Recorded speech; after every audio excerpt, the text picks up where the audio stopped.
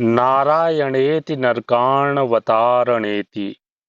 दामोदरेति मधुहेति चतुर्भुजेति विश्वम्भरेति विरजेति जनार्दनेति क्वास्तीह जन्म जपताम क्व क्रंतात भीति।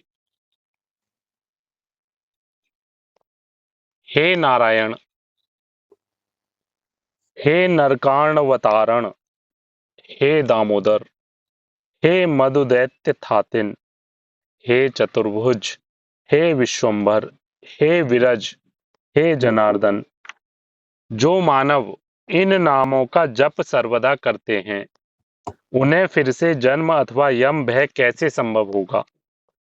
हरि भक्ति विलास में ये बात कही जा रही है। हे नारायण, हे नरकाण अवतारण, हे दामोदर, हे मधुदैत्य थातिन, हे चतुर्भुज, हे विश्वम्भर, हे विरज, हे जनार्दन, जो मानव इन नामों का जप सर्वदा करते हैं उन्हें फिर से जन्म अथवा यम भय कैसे संभव होगा। ये हमने आपको पूर्व में ही बताया कि भक्त और प्रभु के बीच में संवाद चल रहा है। वही प्रतिदिन नाम जप के विषय में पूज्य श्री सीताराम दास जी ओंकारनाथ जी का ये महारसायन के नाम से ग्रंथ है, उसी में से हम कुछ भाव आपके सामने रखने का प्रयास करते हैं। हे मोक्षदायक, आपका ही है ना ये वचन जो आपने ये हरि भक्ति विलास में कहा है। फिर नाम तो ले लूंगा, लेकिन नाम लेते समय मन यदि अन्य विचारों में बेकाबू भटके और सिर्फ जिव्या हरि हरि नारायण नारायण करे तो ऐसे नाम जप का कुछ फल मिलेगा क्या।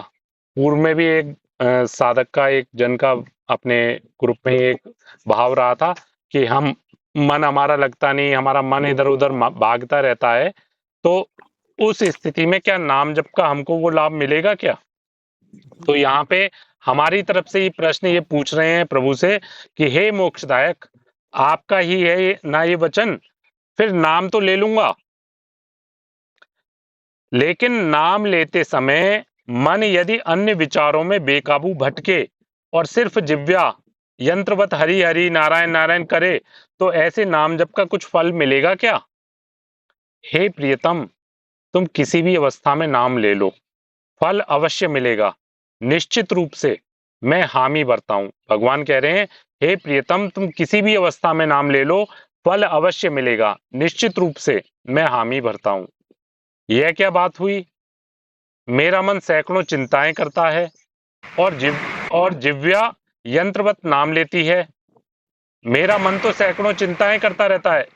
प्रभु जी जब भी ग्रुप में आया करें तो तुरंत माइक ऑफ कर लिया करिए, तुरंत माइक ऑफ कर लिया करिए। माइक कहने की आवश्यकता न रहे। आप में से कोई भी ग्रुप में आता है तो पहले भी बोल चुके हैं, एक तो माइक ऑफ कर लीजिएगा और बीच में श्री हरिवंश आदि कोई भी भाव आपका है तो मानसिक ही करा करिएगा। यह क्या बात हुई। मेरा मन सैकड़ों चिंताएं करता है। मेरा मन तो भाग रहा है, चिंता कर रहा है, पूर्व का भविष्य का कोई चिंतन, कोई शोक, कोई दुख, कुछ ना कुछ चिंतन वो कर रहा है। और जिव्या यंत्रवत नाम लेती है।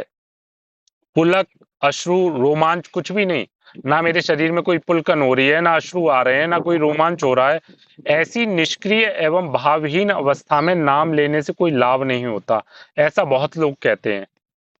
बहुत से लोग कहते हैं कि तुम ऐसे ही बस जिव्या से राधा राधा जप रहे हो और तुम्हें कोई भाव तो बनता नहीं, तुम्हारे को कोई अनुभूति तो होती नहीं, तो ये तो व्यर्थ है। ऐसी निष्क्रिय एवं भावहीन अवस्था में नाम लेने से कोई लाभ नहीं होता, ऐसा बहुत लोग कहते हैं। आप यह नई बात कैसे कह रहे हो, और वह भी हामी भरते हुए कि हाँ मैं निश्चित रूप से कह रहा हूं कि तुम नाम ले लो, फल मिलेगा। हे प्रियतम, नहीं रे, मैंने नया कुछ भी नहीं कहा है। सुनो, अनेक बार बताई गई बात फिर से सुनो। ध्यान के सिवा भावोदय संभव नहीं। ध्यान लगाए बिना भाव का उदय होना संभव नहीं। जब तक हम ध्यान में नहीं बैठेंगे, जब तक हम एकाग्रचित्त होके ध्यान में नहीं बैठेंगे, तब तक भाव का प्राकट्य नहीं होगा। हम एकाग्रचित्त होके हम भाव में, हम ध्यान में बैठे हुए हैं, ध्यान मुद्रा में बैठे हुए हैं, तभी हमको भाव की प्राप्ति होगी।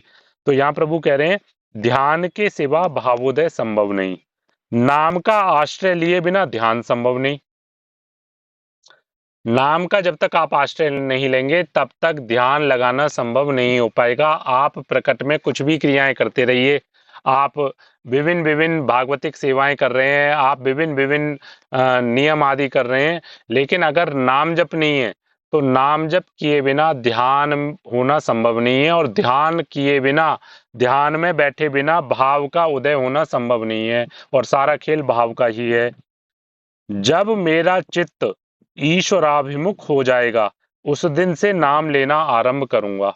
बहुत से जन का ये भाव रहता है। देखिए, एक जन का प्रश्न भी हमारे पास ये आया था कि मेरे अंदर तो बहुत त्रुटियां हैं अभी, तो इसलिए मैं अभी चाहता हूं कि मेरी वजह से गुरुदेव कष्ट ना उठाएं, क्योंकि गुरु दीक्षा होने के बाद में वो तो मेरे कष्ट, उनके मतलब मेरे सारे कर्म उनको भोगने पड़ेंगे। तो इस भाव से मैं गुरुदेव का वर्ण तब करूंगा जब मेरे अंदर से दोष समाप्त हो जाएंगे। तो ऐसे ही हम ये सोचने लगे कि पहले हम दोष रहित हो जाएं उसके बाद नाम जप करें, तो नहीं।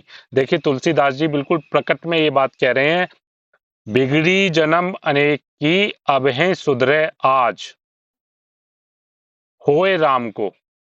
सबसे पहले तू राम का हो जा, तेरे अनंत जन्मों की जो बिगड़ी है वो अभी अभी सुधरेगी, अभी आज सुधरेगी। कैसे? होए राम को।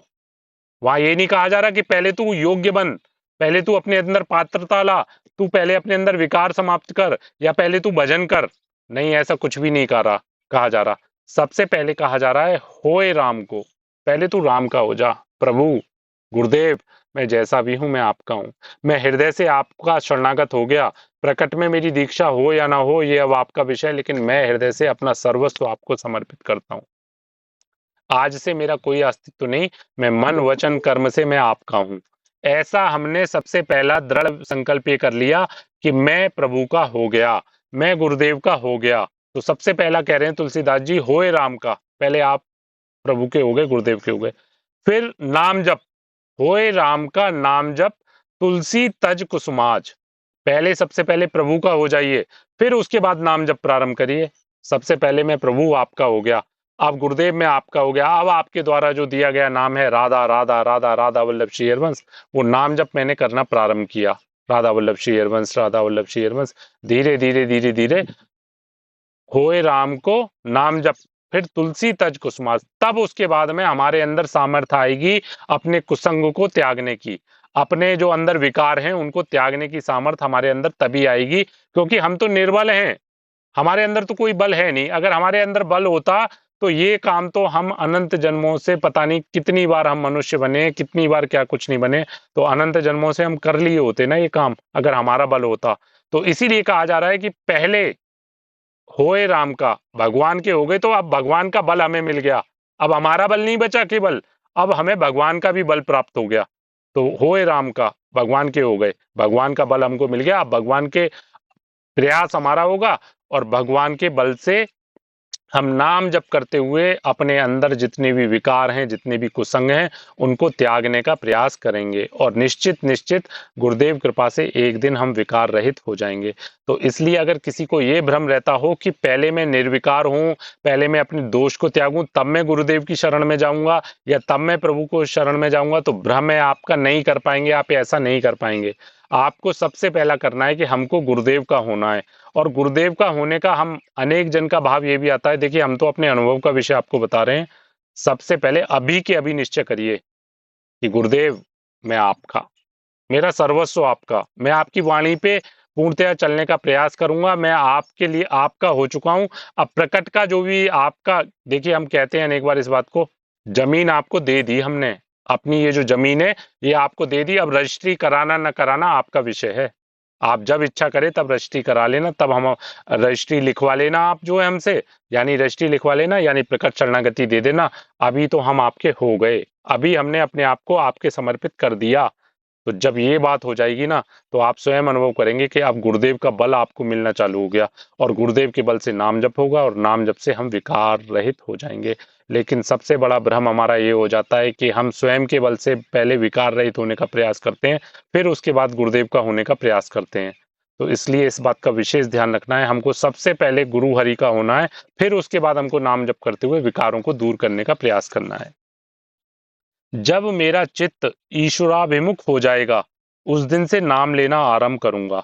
ऐसा सोचकर तुम अगर निष्क्रिय बैठे रहोगे तो नाम नहीं, ध्यान नहीं, और भावोदय भी नहीं। अगर ये सोच के तुम निष्क्रिय बैठे रहे तो ना तो तुम्हारा नाम चलेगा, ना नाम से ध्यान, नाम के बिना ध्यान नहीं होगा और ध्यान के बिना भाव उदय नहीं हो पाएगा। निष्क्रिय बैठने से तो चलेगा नहीं। सैकड़ों विक्षेपों के बीच में रहकर ही तुम नाम ले लो रे कलिपीड़ित जीव, अन्यथा तुम्हें ध्यान प्राप्ति कैसे होगी। बिना नाम के कुछ भी नहीं हो पाएगा। हम तो गुरुदेव कृपा से, केवल गुरुदेव ने जो हमको अनुभव कराया है, नाम के अलावा आपको सच बता रहे हैं, आनंद प्राप्ति का कोई अन्य साधन है ही नहीं। आप करके देख लीजिएगा, सब कुछ आनंद प्राप्त होगा तो केवल आपको नाम से ही प्राप्त होगा। लेकिन दुर्भाग्य हमारा ये हो जाता है। अभी देखिए, अभी हमने 2-3 दिन पहले, कल परसों ही हमने एक वीडियो डाला था गुरुदेव का, 2 मिनट 3 मिनट का एक वीडियो डाला था। उसमें गुरुदेव कह रहे हैं कि एक हम बहुत गूढ़ बात बता रहे हैं, अंदर की बात बता रहे हैं कि गुरुदेव प्रदत्त नाम में रुचि होगी ही नहीं, और नामों में रुचि हो जाएगी, अन्य साधनों में रुचि हो जाएगी, लेकिन गुरुदेव द्वारा दिए गए नाम में तो किसी बिरले बिरले साधक की, बिरले शरणागत की रुचि हो पाती है गुरुदेव द्वारा दिए गए नाम में। तो इसलिए आप देखिए, गुरुदेव जब स्वयं अपने मुख से कह रहे हैं तो हमें क्यों ना नाम में, गुरुदेव द्वारा दिए गए नाम में हम क्यों ना रुचि बनाएं, क्यों ना हम उनमें, और हम सच बता रहे हैं, आपको सच बता रहे हैं, अगर आपकी गुरुदेव प्रदत्त नाम में रुचि हो गई ना, गुरुदेव प्रदत्त मंत्र में रुचि हो गई, कुछ करना बाकी नहीं, कुछ भी करना बाकी नहीं। स्थितियां स्वतः प्रकाशित होनी चालू हो जाएंगी, अपने अंदर स्वतः ही अनुभव होने चालू हो जाएंगे कि देखो हम कैसे आगे बढ़ते चले जा रहे हैं, कैसे हम ऊपर चढ़ते जा रहे हैं, हमको पता ही नहीं पड़ेगा कब हमारी स्थिति में परिवर्तन हो गया, अगर हम नाम का आश्रय ले लें। बहुत अद्भुत महिमाएं नाम की, हमारी छाती चीख चीख के कहती है कि भैया नाम ने जो हमको दे दिया, गुरुदेव अहेतु की कृपा, आपने हमको नाम दिया, और नाम ने आज जो हमको दे दिया ना, बस बलिहारी बलिहारी गुरुदेव, बलिहारी, केवल बलिहारी कहने के अलावा कुछ नहीं होता। कि नाम अगर हमको रुच जाए ना, तो सच में कुछ भी कहीं भागने की आवश्यकता नहीं है, कुछ भी करने की आवश्यकता नहीं है, अगर हमारी नाम में रुचि हो जाए। लेकिन आप देख लो खुद, खूब अच्छे से आप अपने अंदर झांक के देख लो, सब कुछ कर सकते हैं। अभी अगर कोई साधक ये कह दे ना कि देखो मैंने ये वाणी पाठ मैंने इतने समय तक किया और ऐसे ऐसे किया और मेरे को ये अनुभव हो गया, तो आप अभी उसमें लग जाओगे। लेकिन गुरुदेव चीख चीख के कह रहे हैं कि भैया सब साधनों का सार है केवल नाम जप। जितने भी साधन है सबका सार है नाम जप। हमने आपको पूर्व में भी बताया था, पुनः बता रहे हैं कि भगवान शिव, भगवान महादेव माता पार्वती से कह रहे हैं कि उमा, मैंने सारे शास्त्रों, सारे ग्रंथों, सारे वेदों का करोड़ों करोड़ों बार अध्ययन किया। तो करोड़ों करोड़ों बार अध्ययन करने के बाद में जो सार, मुझे उस सबका सार समझ में आया, वो केवल नाम, प्रभु का नाम, हरि का नाम, उसके अलावा अन्य कोई साधन नहीं है। विशेषकर वैसे तो नाम की महिमा हर युग में रही है, लेकिन विशेषकर कलिकाल में नाम के अलावा अन्य किसी साधन में सामर्थ्य नहीं है जो कि आपको आनंद की अनुभूति करा पाए, जो आपको आनंद दे पाए, जो आपको स्थिति प्राप्त करा पाए। नाम के अलावा अन्य किसी साधन में सामर्थ्य नहीं है। तो इसलिए हम तो बार बार कहते हैं कि गुरुदेव हर सत्संग का सार, हर एकांतिक का सार, गुरुदेव अपने जीवन का सार चीख चीख के कह रहे हैं कि भैया नाम नाम नाम पकड़ लो। और देखो, हम पुनः कहेंगे, अगर इतना सुनने के बाद भी हमारी नाम में रुचि नहीं हो रही, तो आप निश्चित मान लीजिएगा अभी हमारी बहुत लंबी यात्रा है, बहुत लंबी यात्रा है। ये लंबी यात्रा हो सकता है कि जन्मों की भी हो जाए, ये लंबी यात्रा हो सकता है इस एक जन्म की नहीं, अनंत जन्मों की भी हो जाए। तो इसलिए भयभीत होइए और अपनी नाम में रुचि बना लीजिए।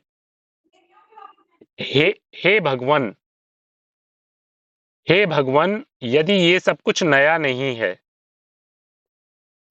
तो पुराण, श्रीमद् भागवत आदि धर्म ग्रंथों से कुछ प्रमाण मिलेंगे। भक्त कह रहा है कि यदि ये बात आप नई नहीं कह रहे हो कि नाम लेने मात्र से चाहे भाव बने ना बने, कुछ हमारे हमारे अंदर जो है कुछ पुलक, अश्रु, रोमांच, कोई भाव वृत्ति उदित हो ना हो, लेकिन क्या नाम जपने से केवल कल्याण हो जाएगा, या नाम जपने से, तो ऐसा कहीं आपने शास्त्रों में, ग्रंथों में, आपने श्रीमद् भागवत आदि पुराणों में कहीं कहा है क्या? तुम्हें प्रमाण चाहिए, ये ले लो। काशी खंड, अग्निकण यदि प्रमादवश ही दाह्य पदार्थ से छू जाते हैं, तब बिना सोचे ही उसे जला डालते हैं। जैसे अग्नि का संयोग, किसी भी वस्तु का अग्नि से संयोग प्रमादवश ही हो जाए, प्रमादवश अगर अग्नि से संयोग हो जाए तो वो बिना सोचे ही उसे जला डालते हैं। वो ये नहीं देखते कि उनके संपर्क में क्या आ रहा है, वो उसको जला ही डालते हैं अग्निकर्ण। उसी प्रकार ओष्ठपुट से नाम का स्पर्श होते ही पाप जल जाते हैं। जैसे ही हमने राधा बोला तो तुरंत हमारे पापों का जलना प्रारंभ हो गया। अब देखने वाला विषय ये है कि गुरुदेव अनेक बार बोले हैं कि आप राधा राधा बोल तो रहे हो, लेकिन अब आपकी कितनी पाप राशि है, कितना पूर्व का आपका बुरे कर्म आपके कितने जमा हैं। तो वो अब नाम जप आप करते रहिए, धीरे धीरे आपको स्वयं अनुभव में आना चालू हो जाएगा। यह देखो, ध्यान की कोई बात ही नहीं है। यहाँ पे ध्यान की कोई बात ही नहीं कही जा रही है कि ध्यान आपको करना है। केवल उच्चारण करने से ही नाम अपनी शक्ति दिखा देगा। केवल राधा राधा बोलने से ही नाम अपनी पूर्ण शक्ति दिखा देगा। पद्म पुराण, जैसे अग्नि अहेतुक स्पर्श करने पर भी जला देती है। स्पीकर ऑफ कर लीजिए, जिनका भी स्पीकर ऑन है स्पीकर ऑफ कर लीजिए। जैसे अग्नि अहेतुक स्पर्श करने पर भी जला देती है, वैसे ही छल करके उच्चारण किया गया गोविंद नाम भी सारे पाप ध्वंस कर देता है। क्योंकि वो लेट आता है। सखीजू, हमने आपसे कहा स्पीकर ऑफ कर लिया करिए। आप तो रोज ग्रुप में रहती हैं, फिर भी पायल सखी आप देख नहीं रही। जैसे अग्नि अहेतुक स्पर्श करने पर भी जला देती है, पद्म पुराण में भी यही भाव कहा जा रहा है कि जैसे अग्नि अहेतुक स्पर्श करने पर भी जला देती है, वैसे ही छल करके उच्चारण किया गया गोविंद नाम भी सारे पाप ध्वंस कर देता है। अगर छल से भी अगर नाम ले लिया हमने तो वो सारे पापों का ध्वंस कर देता है। अब देखिए, बहुत से जन का हम ही साधक जन में बहुत से जन को ये अनुभव में रहता है कि हमारे अभी पूर्व के पाप कुछ बाकी हैं। तो यहाँ पे अब देखिए, आपसे कहा था ना कि गुरुदेव कहते हैं हमने तो हरि के जन की बात पकड़ ली। प्रभु जो है ना, अपनी बात एक बार को झुठला सकते हैं। प्रभु अपनी बात एक बार को झुठला सकते हैं, लेकिन अपने जन की बात को नहीं झुठलाते, ऐसा गुरुदेव ने स्वयं सत्संग में कहा है। तो संत जन क्या कह रहे हैं कि अगर प्रमादवश भी छल करके भी हमने गोविंद नाम ले लिया तो वो सारे पाप राशि को समाप्त कर देता है। तो अब हम क्यों इस बात के लिए जलें कि हमारा कोई पूर्व का पाप रह गया है? नहीं, पूर्व का कोई पाप नहीं है अब हमारा। अब तो हम बिल्कुल निष्पाप हो गए। अब तो हम जो भी भजन कर रहे हैं वो हम आनंद की प्राप्ति के लिए कर रहे हैं, पूर्व के पापों को जलाने के लिए नहीं कर रहे। पूर्व का कोई पाप बचा ही नहीं है हमारा, क्योंकि जब कह दिया कि अज्ञानवश प्रमादवश अगर नाम ले लिया तो वो सारी पाप राशि को जला देता है। तो हम तो कितने दिनों से राधा राधा नाम ले रहे हैं, तो क्या हमारे पाप जले नहीं क्या अभी? और हम तो भाव से राधा राधा नाम ले रहे हैं। हम तो जान के और आनंद के साथ में राधा नाम ले रहे हैं। तो क्या हमारी पाप राशि बची रह सकती है? नहीं बची रह सकती। तो इस भ्रम को तो बिल्कुल अपने हृदय से निकाल दीजिएगा कि हमारा पूर्व का पाप कोई बचा हुआ है। नहीं, कोई पाप नहीं बचा हुआ है। श्रीमद् भागवत, जैसे काष्ठ समूह को अग्नि पल भर में दग्ध कर देती है, वैसे ही जाने अनजाने में लिया गया नाम पाप राशि के पर्वतों को भी जला देता है। संकेत या परिहास से भी नाम करने से चिर शांति प्राप्त होती है। केवल नाम ले लो। भक्ति, वैराग्य, साधना, अभ्यास हो या ना हो, सर्वदा नाम लेते जाओ। चिरकाल के लिए निर्भय हो जाओ। जैसे काष्ठ समूह लकड़ी के समूह को अग्नि पलवर में दग्ध कर देती है, वैसे ही जाने अनजाने में लिया गया नाम पाप राशि के पर्वतों को भी जला देता है। पर्वतों के बराबर अगर पाप राशि हो, बड़े बड़े पर्वतों के समान पाप राशि हो, तो उसको भी नाम भस्म कर देता है। तो इसलिए इस बात को तो अभी के अभी निश्चय कर लेना है कि गुरुदेव कृपा से जो गुरुदेव ने हमको नाम दिया है, उसने हमारे पूर्व की जितनी भी पाप राशि है उसको तो भस्म कर दिया। हमको बिल्कुल भी संशय में नहीं रहना है कि हमारा पूर्व का कोई पाप रहा है। स्कंद पुराण, जिव्या पर अविरत नाम रहने से कुरुक्षेत्र, काशी, पुष्कर आदि तीर्थ क्षेत्रों की यात्रा आवश्यक नहीं रहती। उसका स्मरण करते हुए नाम ले सको तो उत्तम है, स्मरण नहीं हो सके तो कोई हानि नहीं। नाम लेते लेते स्मरण दौड़ा चला आएगा। यहाँ पे कह रहे हैं स्कंद पुराण में कि जिव्या पर अविरत नाम रहने से, निरंतर हमारा अगर राधा राधा नाम चल रहा है तो कुरुक्षेत्र, काशी, पुष्कर आदि तीर्थ क्षेत्रों की यात्रा कोई आवश्यक नहीं रहती। हमको कहीं किसी धाम, मतलब जो हमारा धाम वृंदावन धाम है, वो तो हमारा, क्योंकि प्रिया प्रीतम का धाम है, प्रिया प्रीतम का महल है, वहां तो हम आएंगे। बाकी अन्य किसी धाम में हमको जाने की आवश्यकता नहीं है। केवल नाम से हमको उन सब धामों की यात्रा का फल मिल जाएगा। श्री नारायण व्युत्सव, परिहास और उपहास से ही विष्णु नाम जपने से मानवगण कृतार्थ होते हैं, केवल नाम उच्चारण से वे भी वंदनीय हैं। श्रीमद् भागवत। मनुष्य के पापों को नष्ट करने के लिए मेरा गुण श्रवण, लीला चिंतन और नाम संकीर्तन ही पर्याप्त है। पुत्र स्मरण हेतु नाम लेने से ही अजामिल मुक्ति का अधिकारी बन गया। भगवान का स्मरण नहीं होने पर भी नाम की शक्ति कहाँ जाएगी। रत्नाकर ने मरा मरा जपते जपते स्मरण तो छोड़ दो, नाम उच्चारण भी विपरीत क्रम से किया था, फिर भी महर्षि पद प्राप्त किया। नाम की कितनी अद्भुत महिमा है कि उल्टा नाम, बताइए, मरा मरा कोई भगवान का नाम है क्या? लेकिन मरा मरा कहने से ही उनको ब्रह्म ऋषि की पदवी, महर्षि पद की प्राप्ति हुई। वैष्णव चिंतामणि। पापनाशक ऐसा मेरा स्मरण साध्य होने के लिए कठोर परिश्रम एवं साधना की आवश्यकता होती है, लेकिन सहज साध्य नाम संकीर्तन द्वारा ओठों के स्पंदन मात्र से ही पाप ध्वंस हो जाते हैं। इसीलिए स्मरण से संकीर्तन श्रेष्ठ है।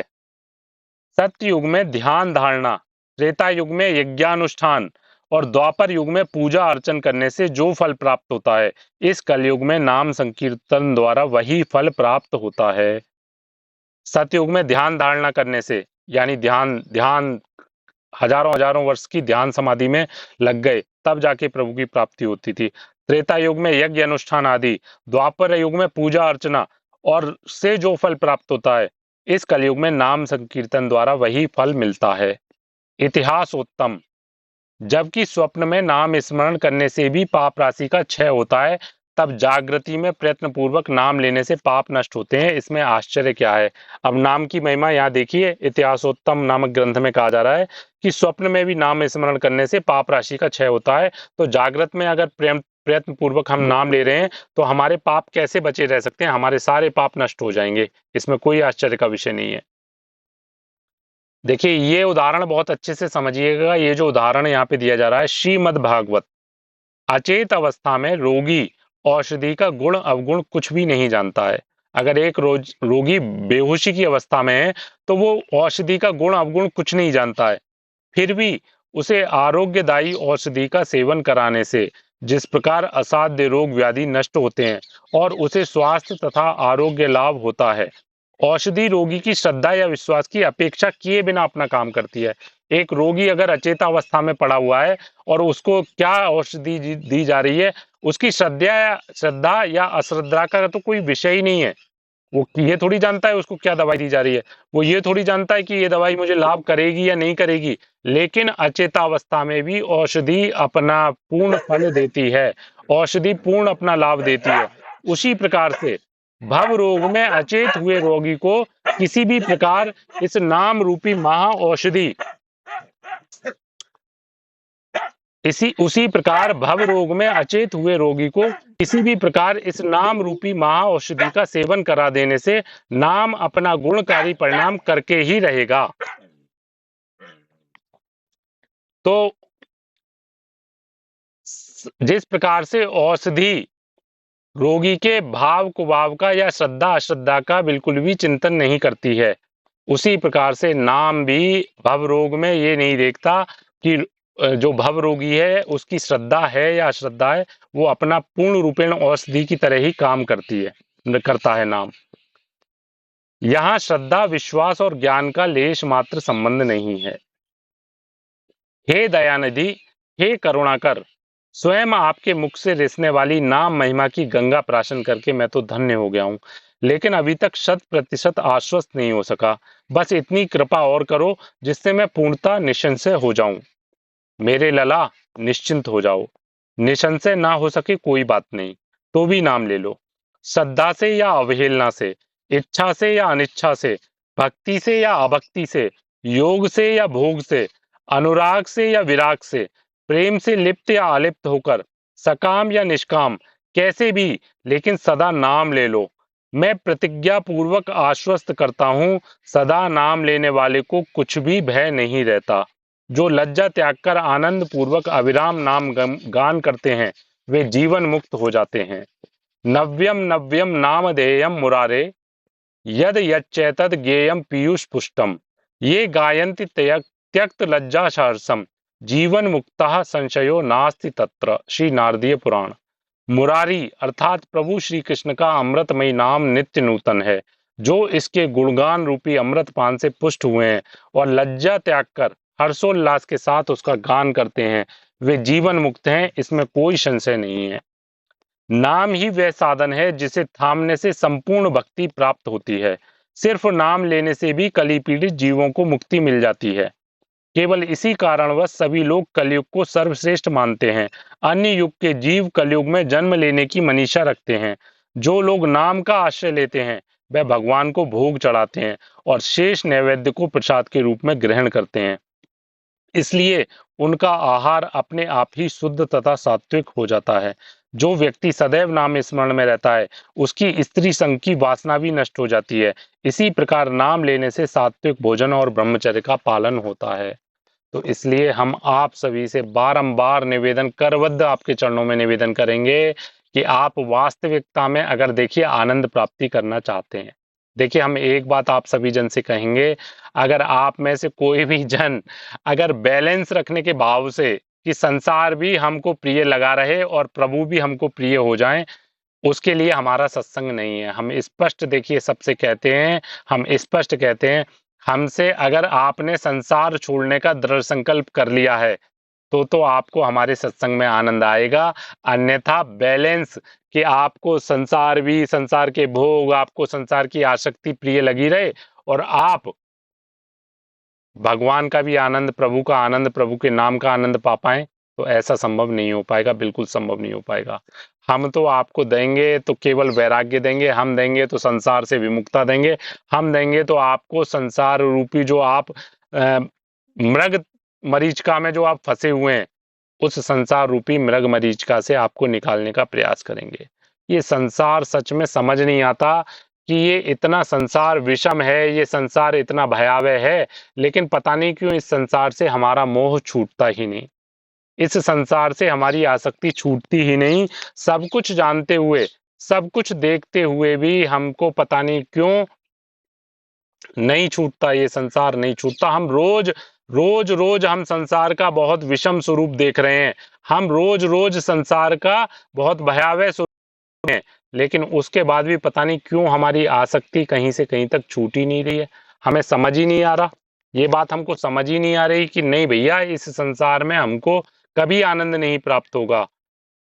कभी मृग मरीचिका से, मृग जब रेगिस्तान में घूमता है तो उसको जब प्यास लगती है ना, तो जब उसको प्यास लगती है तो दूर से जब वो रेत को देखता है तो रेत को देख के उसको ये आभास होता है, रेत में उसको जब सूर्य की किरणें पड़ती हैं तो सूर्य की किरणों से जल का आभास होता है और वो भागता है, इधर उधर भागता है। लेकिन वास्तविकता में जल कहीं होता ही नहीं है, जल कहीं होता ही नहीं है। लेकिन हमारी निद्रा इतनी इतनी प्रगाढ़ निद्रा हमारी हो चुकी है। तुलसीदास जी एक पद में कह रहे हैं, हम केवल आपको भावार्थी, क्योंकि गायन तो हम नहीं कर पाएंगे, हम केवल आपको भावार्थ से ही समझाने का प्रयास करेंगे। तुलसीदास जी विनय पत्रिका में कह रहे हैं, अरे मूर्ख जीव, जाग जाग, इस संसार रूपी रात्रि को देख। ये जो संसार हमारे चारों तरफ जो संसार है, एक रात्रि तो ही है।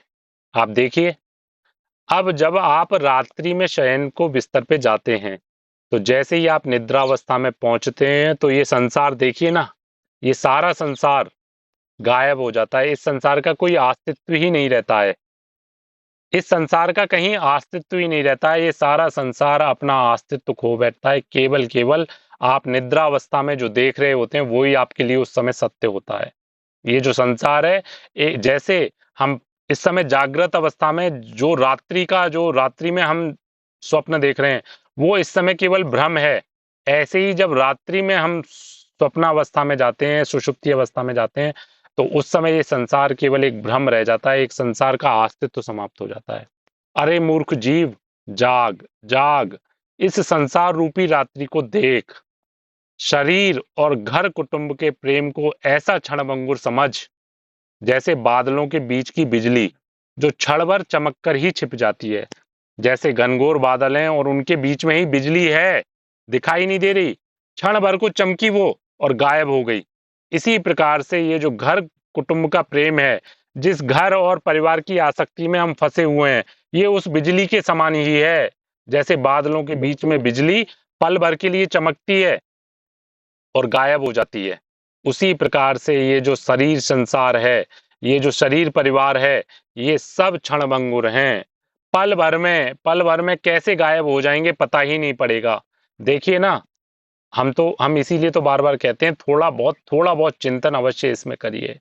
हंसता खेलता परिवार, विवाह की तैयारियां हो रही हैं, विवाह की तैयारियां हो रही हैं, सब उत्साह में लगे हुए हैं। इधर वर पक्ष जो है अपने सारे उत्साह से विवाह की तैयारियां कर रहा है, और उधर वधु पक्ष की तैयारियां चल रही हैं। वर पक्ष घर से निकला, घर से निकलते ही 10-20 किलोमीटर नहीं पहुंचा, और 10-20 किलोमीटर गाड़ी से नियंत्रण छूटा और गाड़ी अनियंत्रित होकर दीवार में जा घुसी, और दूल्हे के परिजन 8 जन उसमें काल के गाल में समा गए।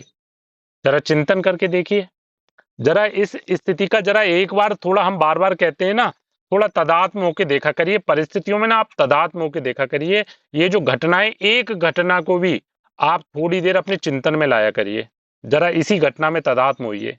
देखिए ना, आपके परिवार में विवाह की तैयारियां चल रही हैं, कितना आनंद का विधान सब जगह हो रखा है, हर तरफ एक नवीन उत्साह, नवीन ऊर्जा, और उसके साथ में सबके अंदर एक कि आज विवाह हो जाएगा, और विवाह के बाद परिवार में एक नवीन सदस्य आएगा, एक नवीन घर की वधू आएगी, कितना आनंद उत्साह होगा। उधर वधू के घर में तैयारियां, सारी व्यवस्थाएं चल रही हैं, लेकिन पल भर में क्या वहां का दृश्य जरा देखिए तो सही। जिसको एक नवीन जीवन का प्रारंभ करना था, जिसको एक नए जीवन में प्रवेश करना था, एक नई जिम्मेदारियों के साथ, नए आनंद के साथ में जिसको जहां प्रवेश करना था, वहां क्या हुआ? सब कुछ पल भर में समाप्त हो गया। 8 परिजन काल के गाल में समा गए। सोचिए, क्या तो उस वधू की स्थिति होगी और क्या यहाँ परिजनों की स्थिति होगी। तो कभी आपने अपने आप को इसमें तदात्म किया है? कभी आपने चिंतन किया है? नहीं, यही सबसे बड़ी बात है, हमारे पास चिंतन नहीं है। अगर चिंतन होने लगे ना, तो हम सच्ची कह रहे हैं, जो जन ये कहते हैं ना हमको प्रभु से प्रेम नहीं होता, हमको हमको जो है प्रभु के लिए व्याकुलता नहीं, हमारी नाम जप में प्रियता नहीं होती। आप एक घटना उठा लीजिए, केवल एक घटना, कोई सी भी एक घटना उठा लीजिए और वहां अपने आप को रख के देखिए। अभी देखिए ना, पिछले वर्ष विमान दुर्घटना हुई, डॉक्टर दंपत्ति कितने नवीन उत्साह के साथ में कि हम विदेश में जाके सेटल होंगे और वहां अपनी संतान का हम एक नया भविष्य लिखेंगे, उनका एक नए, उनको उच्च शिक्षा देंगे और एक नवीन भविष्य का वहां जाके हम ये सुविधाएं भोगेंगे। लेकिन क्या हुआ? पति पत्नी 3 संतान, सब हो गया गमन उनका। कहाँ गए सपने, कहाँ गई जिम्मेदारियां? बताइए ना। हम आपसे पूछना चाहते हैं, कहाँ जिम्मेदारियां चली गई कि मेरी संतान, मैं उनको पढ़ाऊंगी लिखाऊंगी, मैं पढ़ाऊंगा लिखाऊंगा उनको, उन वो मेरे स्वप्नों को पूरा करेंगे। कहाँ चले गए स्वप्न पल भर में? सारे काल के गाल में समा गए, और रोज ऐसे समा रहे हैं, लेकिन आप उसमें अपने आप को कहीं नहीं देखते। आप देखते हैं कभी अपने आप को इन सारी चीजों में? देखिए, आप रोज गाड़ी से यात्रा करते हैं, रोज गाड़ी से यात्रा करते हैं, लेकिन कभी अपने आप को देखते हैं? अभी कल की घटना है, कल की घटना है, 2 नवयुवक, एक ड्राइवर और एक युवक दिल्ली गया था, वापसी आया, गाड़ी रात्रि में जो है अनियंत्रित होकर गाड़ी डिवाइडर में आग लग गई। दोनों को खुरच के सीटों से खुरच खुरच के पॉलीथीन में पैक करके दोनों का, सोचो जरा, आप भी हो सकते हो वहां, हम भी हो सकते हैं, कोई भी हो सकता है। तो फिर आप सोचो कि पल भर में, और अब अभी हमारी स्थिति ऐसी है नहीं कि हमारा निरंतर भजन चल रहा हो। अभी तो संसार हमारे जीवन में है ना, तो अगर उस समय संसार का क्योंकि पीड़ादायक स्थिति होगी, तो हम तो उस समय भगवान का चिंतन कर ही नहीं पाएंगे। तो क्या होगा? चक्र में आइए, फिर आइए, बनिए, सब कुछ बनिए, फिर इंतजार करिए, पता नहीं कितने युगों का, कितने कल्पों का इंतजार करिए पुनः।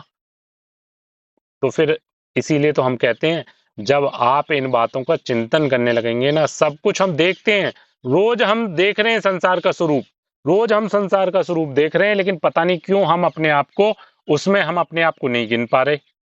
जब तक हम अपने आप को नहीं गिनेंगे ना उसमें, तब तक हमको इस संसार से भय नहीं लगेगा। संसार के केवल अभी हम जो है, जो झूठा, ये झूठा काल्पनिक जो एक सुखद स्वरूप हमको दिख रहा है कि यहाँ भोगना है, हमको यहाँ सुख प्राप्त हो रहे हैं, हमको यहाँ, अरे संसार के भयावह स्वरूप को भी तो देखिए। संसार का जो भयावह स्वरूप हो उसको भी तो स्वीकार करिए। पल भर में पूरा का पूरा स्थान गायब हो जा रहा है। पल भर में पूरी की पूरी एक एक पूरा शहर पल भर में काल के गाल में समा जा रहा है। तो हम अपने आप को उसमें क्यों नहीं देखते?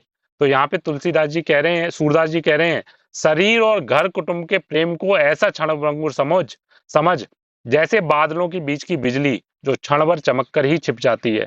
जैसे बिजली चमकी, प्रकाश हुआ और पल भर में गायब हो गई, ऐसे ये जितना भी हमको घर कुटुंब दिखाई दे रहा है, पल भर में एक बिजली की तरह प्रकाशित, बिजली की तरह भी दिख रहा है और पल भर में वो बादलों में छुप जाएगी। यानी इस संसार में जो दिख रहा है वो पल भर में काल रूपी बादल में छिप जाएगा, कुछ पता नहीं पड़ेगा। जागने के समय ही नहीं, तू सोते समय सपने में भी संसार के कष्ट ही सह रहा है। अरे तू भ्रम से मृग तृष्णा के जल में डूबा जा रहा है। तुझे भ्रम हो गया कि यहाँ मैं, तूने इस संसार को सुख सागर समझ रखा है, जबकि ये केवल केवल दुख सागर है और इसमें तू निरंतर डूबता जा रहा है। लेकिन तू इसको सुख सागर समझ के तू आनंदित हो रहा है, जबकि ये दुख का सागर है और इसमें तू पल पल डूबता जा रहा है। पल पल आकंठ तू डूब चुका है और अभी कोई पल जा रहा है जब तू बिल्कुल पूर्णतया इसमें समाहित हो जाएगा। यानी काल रूपी जो भयावह काल काल है वो हमको पल भर में अपने आगोश में ले लेगा। तू भ्रम से मृग तृष्णा के जल में डूबा जा रहा है और तुझे रस्सी का सर्प डस रहा है। जैसे एक रस्सी रास्ते में पड़ी हुई है, अंधेरे में, अंधकार में उस रस्सी को हमने सांप समझ लिया और उसी से भयभीत होके हम मरे जा रहे हैं। तो तुझे रस्सी का सर्प डस रहा है। वेद और विद्वान पुकार पुकार कर कह रहे हैं, तू अपने मन में विचार कर समझ ले कि स्वप्न के सारे दुख और दोष वास्तव में जागने पर ही नष्ट होते हैं। जो सपने सिर काटे कोई, बिन जागे दुख दूर न होई। यही यहाँ पे सूरदास जी कह रहे हैं, तू अपने मन में विचार कर समझ ले कि स्वप्न के सारे दुख और दोष वास्तव में जागने पर ही नष्ट होते हैं। अगर हमको स्वप्न में दुख हो रहा है, स्वप्न में अगर कोई हमारा गला दबा रहा है, स्वप्न में अगर हमारा कोई गला काट रहा है, तो हम कितना भी अपनी रक्षा का प्रयास करें, बिन जागे हमको उस भय से मुक्ति नहीं मिलेगी, उस मृत्यु के भय से हमको मुक्ति नहीं मिलेगी बिन जागे। उसी प्रकार से हम जो ये संसार रूपी जो स्वप्न है, इसमें पल पल हम भ्रमित हो रहे हैं, पल पल भयभीत हो रहे हैं। तो जब तक इस संसार रूपी एक जो लंबा ये स्वप्न है, दीर्घ स्वप्न है, मोह निद्रा का जो स्वप्न है, इससे जब तक हम जागृत नहीं होंगे तब तक हमको आनंद की प्राप्ति नहीं होगी, हमारे दुख और दोष जो है वो नष्ट नहीं होंगे। हे तुलसी, संसार के तीनों ताप, त्रिविध ताप जो हैं, दैहिक, दैविक, भौतिक, अज्ञान रूपी निद्रा से जागने पर ही नष्ट होते हैं। जो ये संसार के तीन ताप हैं, दैहिक, दैविक और भौतिक, जो संसार के ताप हैं, देह के ताप, संसार के ताप और जो देवीय ताप हैं, वो केवल अज्ञान रूपी निद्रा से जागने पर ही नष्ट होते हैं। और तभी श्री राम नाम में अहेतु की स्वाभाविक विशुद्ध प्रीति उत्पन्न होती है। देख लीजिए, इस अंतिम लाइन को बहुत अच्छे से समझ लीजिएगा। जो जन कहते हैं ना कि नाम में हमारी प्रियता नहीं होती, वो नाम में प्रियता का कारण खूब अच्छे से समझ लीजिए। हे तुलसी, संसार के तीनों ताप अज्ञान रूपी निद्रा से जागने पर ही नष्ट होते हैं। जब तक हमको ये अज्ञान हमारे हृदय में बैठा हुआ है, जब तक ये अज्ञान हमारे हृदय में दृढ़ता से विराजमान है कि ये संसार सत्य है, इस संसार के सारे भोग सत्य हैं, इस संसार के संबंध सत्य हैं, ये परिवार सत्य है, तभी तक श्री राम नाम में अहेतु की स्वाभाविक विशुद्ध प्रीति उत्पन्न नहीं होगी। जब तक हमने इस संसार को सत्य मान रखा है, तब तक हमारी नाम में प्रियता नहीं होगी। तो इस संसार को असत मानिए, इस संसार को झूठा मानिए, इस संसार को भ्रम मानिए। जब तक इस संसार में, देखिए हम बहुत अच्छे से आपको समझाते हैं, जब तक इस संसार में किंचित मात्र भी हमारी प्रियता है, ये संसार जब तक हमको थोड़ा भी सत्य भास रहा है, तब तक हमको भगवान में प्रीति नहीं हो सकती, हमारी भगवान के नाम में प्रियता नहीं हो सकती। ये बिल्कुल सत्य बात है। तो अगर हमें भगवान के नाम में प्रियता करनी है, हमको श्री जी की प्राप्ति करनी है, हमको सदगुरुदेव भगवान की प्राप्ति करनी है, हमको अगर इस जीवन मृत्यु के चक्र से छूटना है, तो हमको इस संसार रूपी स्वप्न से हमको जागना ही होगा। सब कुछ स्वप्न ही चल रहा है। एक तमोगुणी निद्रा का स्वप्न है और एक मोह निद्रा का स्वप्न है। तमोगुणी निद्रा का स्वप्न 6-8 घंटे का होता है और मोह निद्रा का स्वप्न 80-100 वर्ष का होता है अधिकतम। 40 वर्ष का भी हो सकता है, 50 का भी हो सकता है, 60 का भी हो सकता है, 80 वर्ष का भी हो सकता है, 100 वर्ष का भी हो सकता है अगले पल का भी हो सकता है। तो हैं दोनों स्वप्न ही। एक बार राजा दशरथ जो है वो राजा जनक जी अपने शैया पे महल में शैया पे सोए हुए थे। स्वप्न देखते हैं कि शत्रु देशों ने उन पे आक्रमण कर दिया। शत्रु देशों ने जब आक्रमण कर दिया तो युद्ध में पराजित हो गए। महल से जान बचाने के लिए भाग निकले। शत्रु सैनिक उनके पीछे पड़े हुए हैं, जान बचाने के लिए भागे जा रहे हैं। भूख प्यास लग रही है, ना भोजन है पाने को, ना पानी है पीने को। भागे जा रहे हैं, भागे जा रहे हैं, शत्रु सैनिक पीछे पड़े हुए हैं। भागते भागते थक के एक जगह जंगल में रुके, विश्राम किया। अब भूख लग रही है बहुत तेज, तो पास के गांव में गए और वहां जैसे तैसे थोड़ा बहुत उन्होंने पकाने के लिए कुछ व्यवस्था करी और जंगल में ही आग जला के एक हांडी में भोजन पका रहे थे, दाल पका रहे थे, चावल पका रहे थे। तभी दो सांड लड़ते हुए आए और उन्होंने उस हांडी को गिरा दिया। राजा जनक एकदम से भयभीत हो गए और भूख से व्याकुल होकर जाग गए। जब जागे तो देखा वो अपनी शैया पे लेटे हुए थे। तुरंत मन में भाव आया कि ये सत्य या वो सत्य, यह सत्य या वह सत्य। अगले दिन अपनी सभा में पहुंचे। विदेह राज जनक उनको कहा जाता था। तो जनक जी की सभा में अनेक ज्ञानी विद्वान जन हमेशा बैठे रहते थे, हमेशा उनकी सभा की शोभा बढ़ाते थे अनेक ज्ञानी विद्वान जन। तो उन्होंने जाते ही प्रश्न पूछा कि यह सत्य या वह सत्य। वहां पे जितने भी विद्वान जन बैठे हुए थे उन्होंने पूछा, महाराज किस संदर्भ में आप ये प्रश्न पूछ रहे हैं, किस विषय में आप ये प्रश्न पूछ रहे हैं, संदर्भ तो बताइए, घटना तो बताइए। नहीं, यह सत्य या वह सत्य। कोई उत्तर ही नहीं दे पाया जब घटना ही नहीं मालूम किस विषय में ये बात कही जा रही है। तो उन्होंने कहा कि जब तक मुझे इस प्रश्न का उत्तर नहीं मिलेगा तब तक मैं यहाँ सभा से किसी को जाने नहीं दूंगा। आप यहीं पे महल में अतिथि के रूप में रहेंगे, लेकिन जब तक मुझे इस प्रश्न का उत्तर नहीं मिलेगा तब तक मैं किसी को जाने नहीं दूंगा। उन विद्वान जनों में अष्टावक्र जी के पिताजी भी थे। अष्टावक्र जी बहुत विद्वान थे। तो अष्टावक्र जी के पिताजी थे तो वो बाल्यावस्था में थे, 13-14 वर्ष की उनकी आयु थी, 12-13 वर्ष की। तो वो अपने मित्रों के साथ खेलते थे, तो मित्रों को वो विद्वान इतने थे कि अपने मित्रों को पराजित कर देते थे ज्ञान में। तो एक दिन उनके मित्रों ने विनोद से कहा, तू इतना ही बड़ा ज्ञानी है तो अपने पिता को राजा जनक की कैद से क्यों नहीं छुड़ा देता? जा वहां पे राजा जनक का उत्तर दे और तो उनको उनकी कैद से छुड़ा ले। तो वो अपनी माता के पास गए और उन्होंने पूछा, तो बताया माता ने कि हाँ। तो वो राजा जनक की सभा में पहुंचे। अष्टावक्र 8 जगह से टेढ़े थे।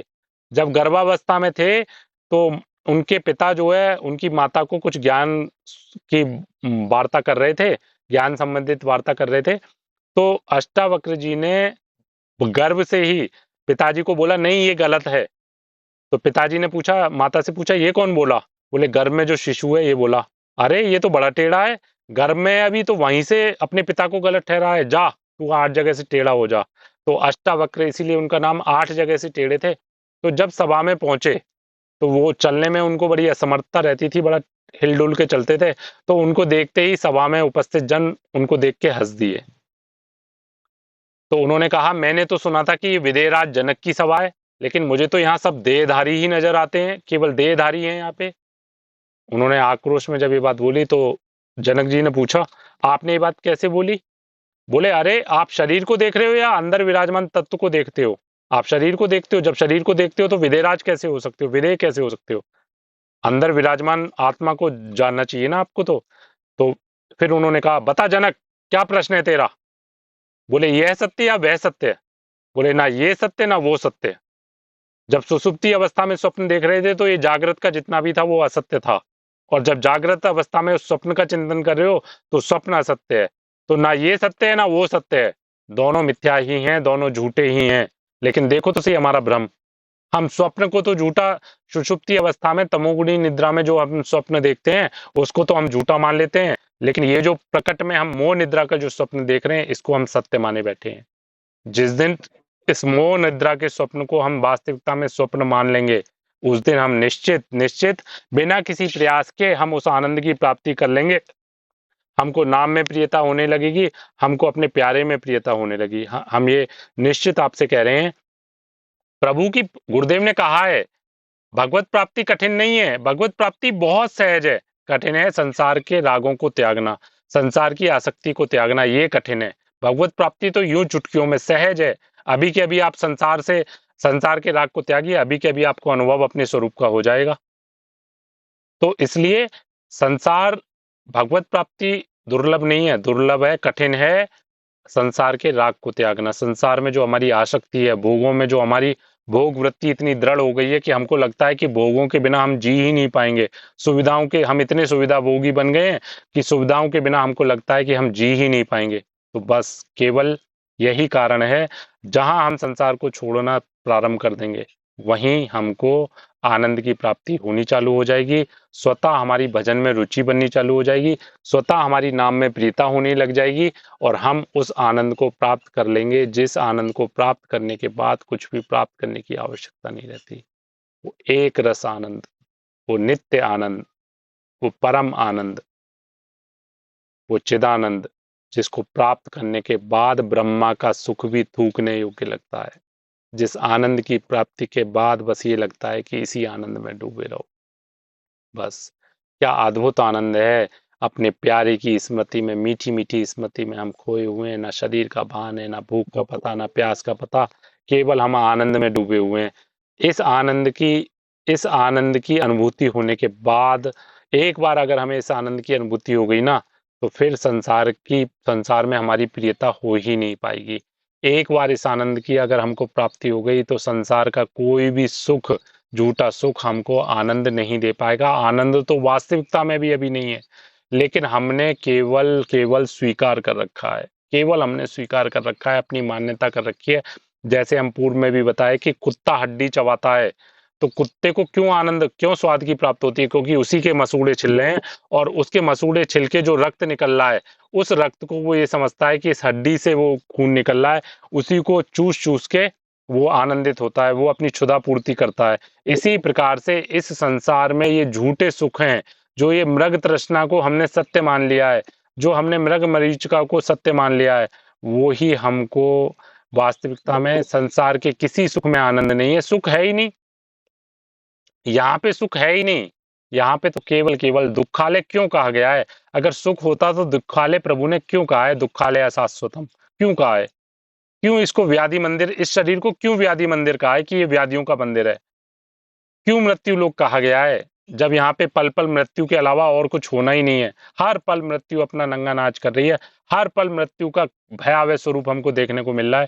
लेकिन फिर हम क्यों ये चाहते हैं कि हमारे अंदर क्यों ये मतलब झूठा भ्रम बना हुआ है कि हम जिए, बहुत जिए। क्यों जिए? अरे जब उनका विधान है अभी शरीर छूटे तो अभी छूटे, लेकिन हम नाम जप करते हुए शरीर छोड़ेंगे और हम अपनी श्री जी के पास जाएंगे। तो इसलिए देख लीजिए, बार बार हम इसी बात पे जोर देंगे, भगवत मार्ग में आनंद आपको तभी प्राप्त होगा जब आप संसार से आप दूरी बनाएंगे। संसार को जब आप, भ्रम है ये बात आप दृढ़ता से स्वीकार कर लेंगे। जैसे बमन को चाह के भी नहीं पाया जाता, ऐसी संसार में भोगने योग्य कुछ है ही नहीं। देखिए, हम एक उदाहरण बताते हैं आपको, पूर्व में भी शायद सुने हो, फिर हम सुनाते हैं। एक सोने का बहुत सुंदर पात्र, एक सोने का बहुत सुंदर पात्र ले लीजिए और उसको बहुत सुंदर, उस पे बहुत सुंदर नक्काशी हो रखी है, बहुत सुंदर चित्रकारी हो रखी है, सोने का पात्र है बहुत सुंदर, और उसमें मलमूत्र भर दीजिए और मलमूत्र भर के उसको ऊपर से बंद कर दीजिए। उस पे बहुत इत्र की, आप सुंदर सुंदर इत्र की, अच्छे अच्छे सुगंधित इत्र का छिड़काव कर दीजिए और फिर कुछ जन को बुलाइए और उससे उनसे पात्र के विषय में पूछिए, तो वो सब उस पात्र को देख के यही कहेंगे बहुत सुंदर है, ये पात्र तो हमारे पास होना चाहिए, ये पात्र हमको चाहिए, हमको चाहिए। लेकिन क्या आपके हृदय में भाव आएगा कि ये पात्र मेरे पास होना चाहिए, या मुझे इस आप पात्र में कोई प्रियता? क्यों? क्योंकि आप उसका सत्य जानते हैं कि वो बाहर से सुंदर जरूर है, लेकिन उसमें अंदर मलमूत्र ही भरा हुआ है। इसी प्रकार से ये सारा संसार केवल केवल दुख से भरा हुआ है, कष्ट से भरा हुआ है। केवल केवल मलमूत्र के शरीरों में ही हमारी आसक्ति, उन्हीं में प्रियता, उन्हीं में हमारा भाव बना हुआ है, उन्हीं में राग बना हुआ है।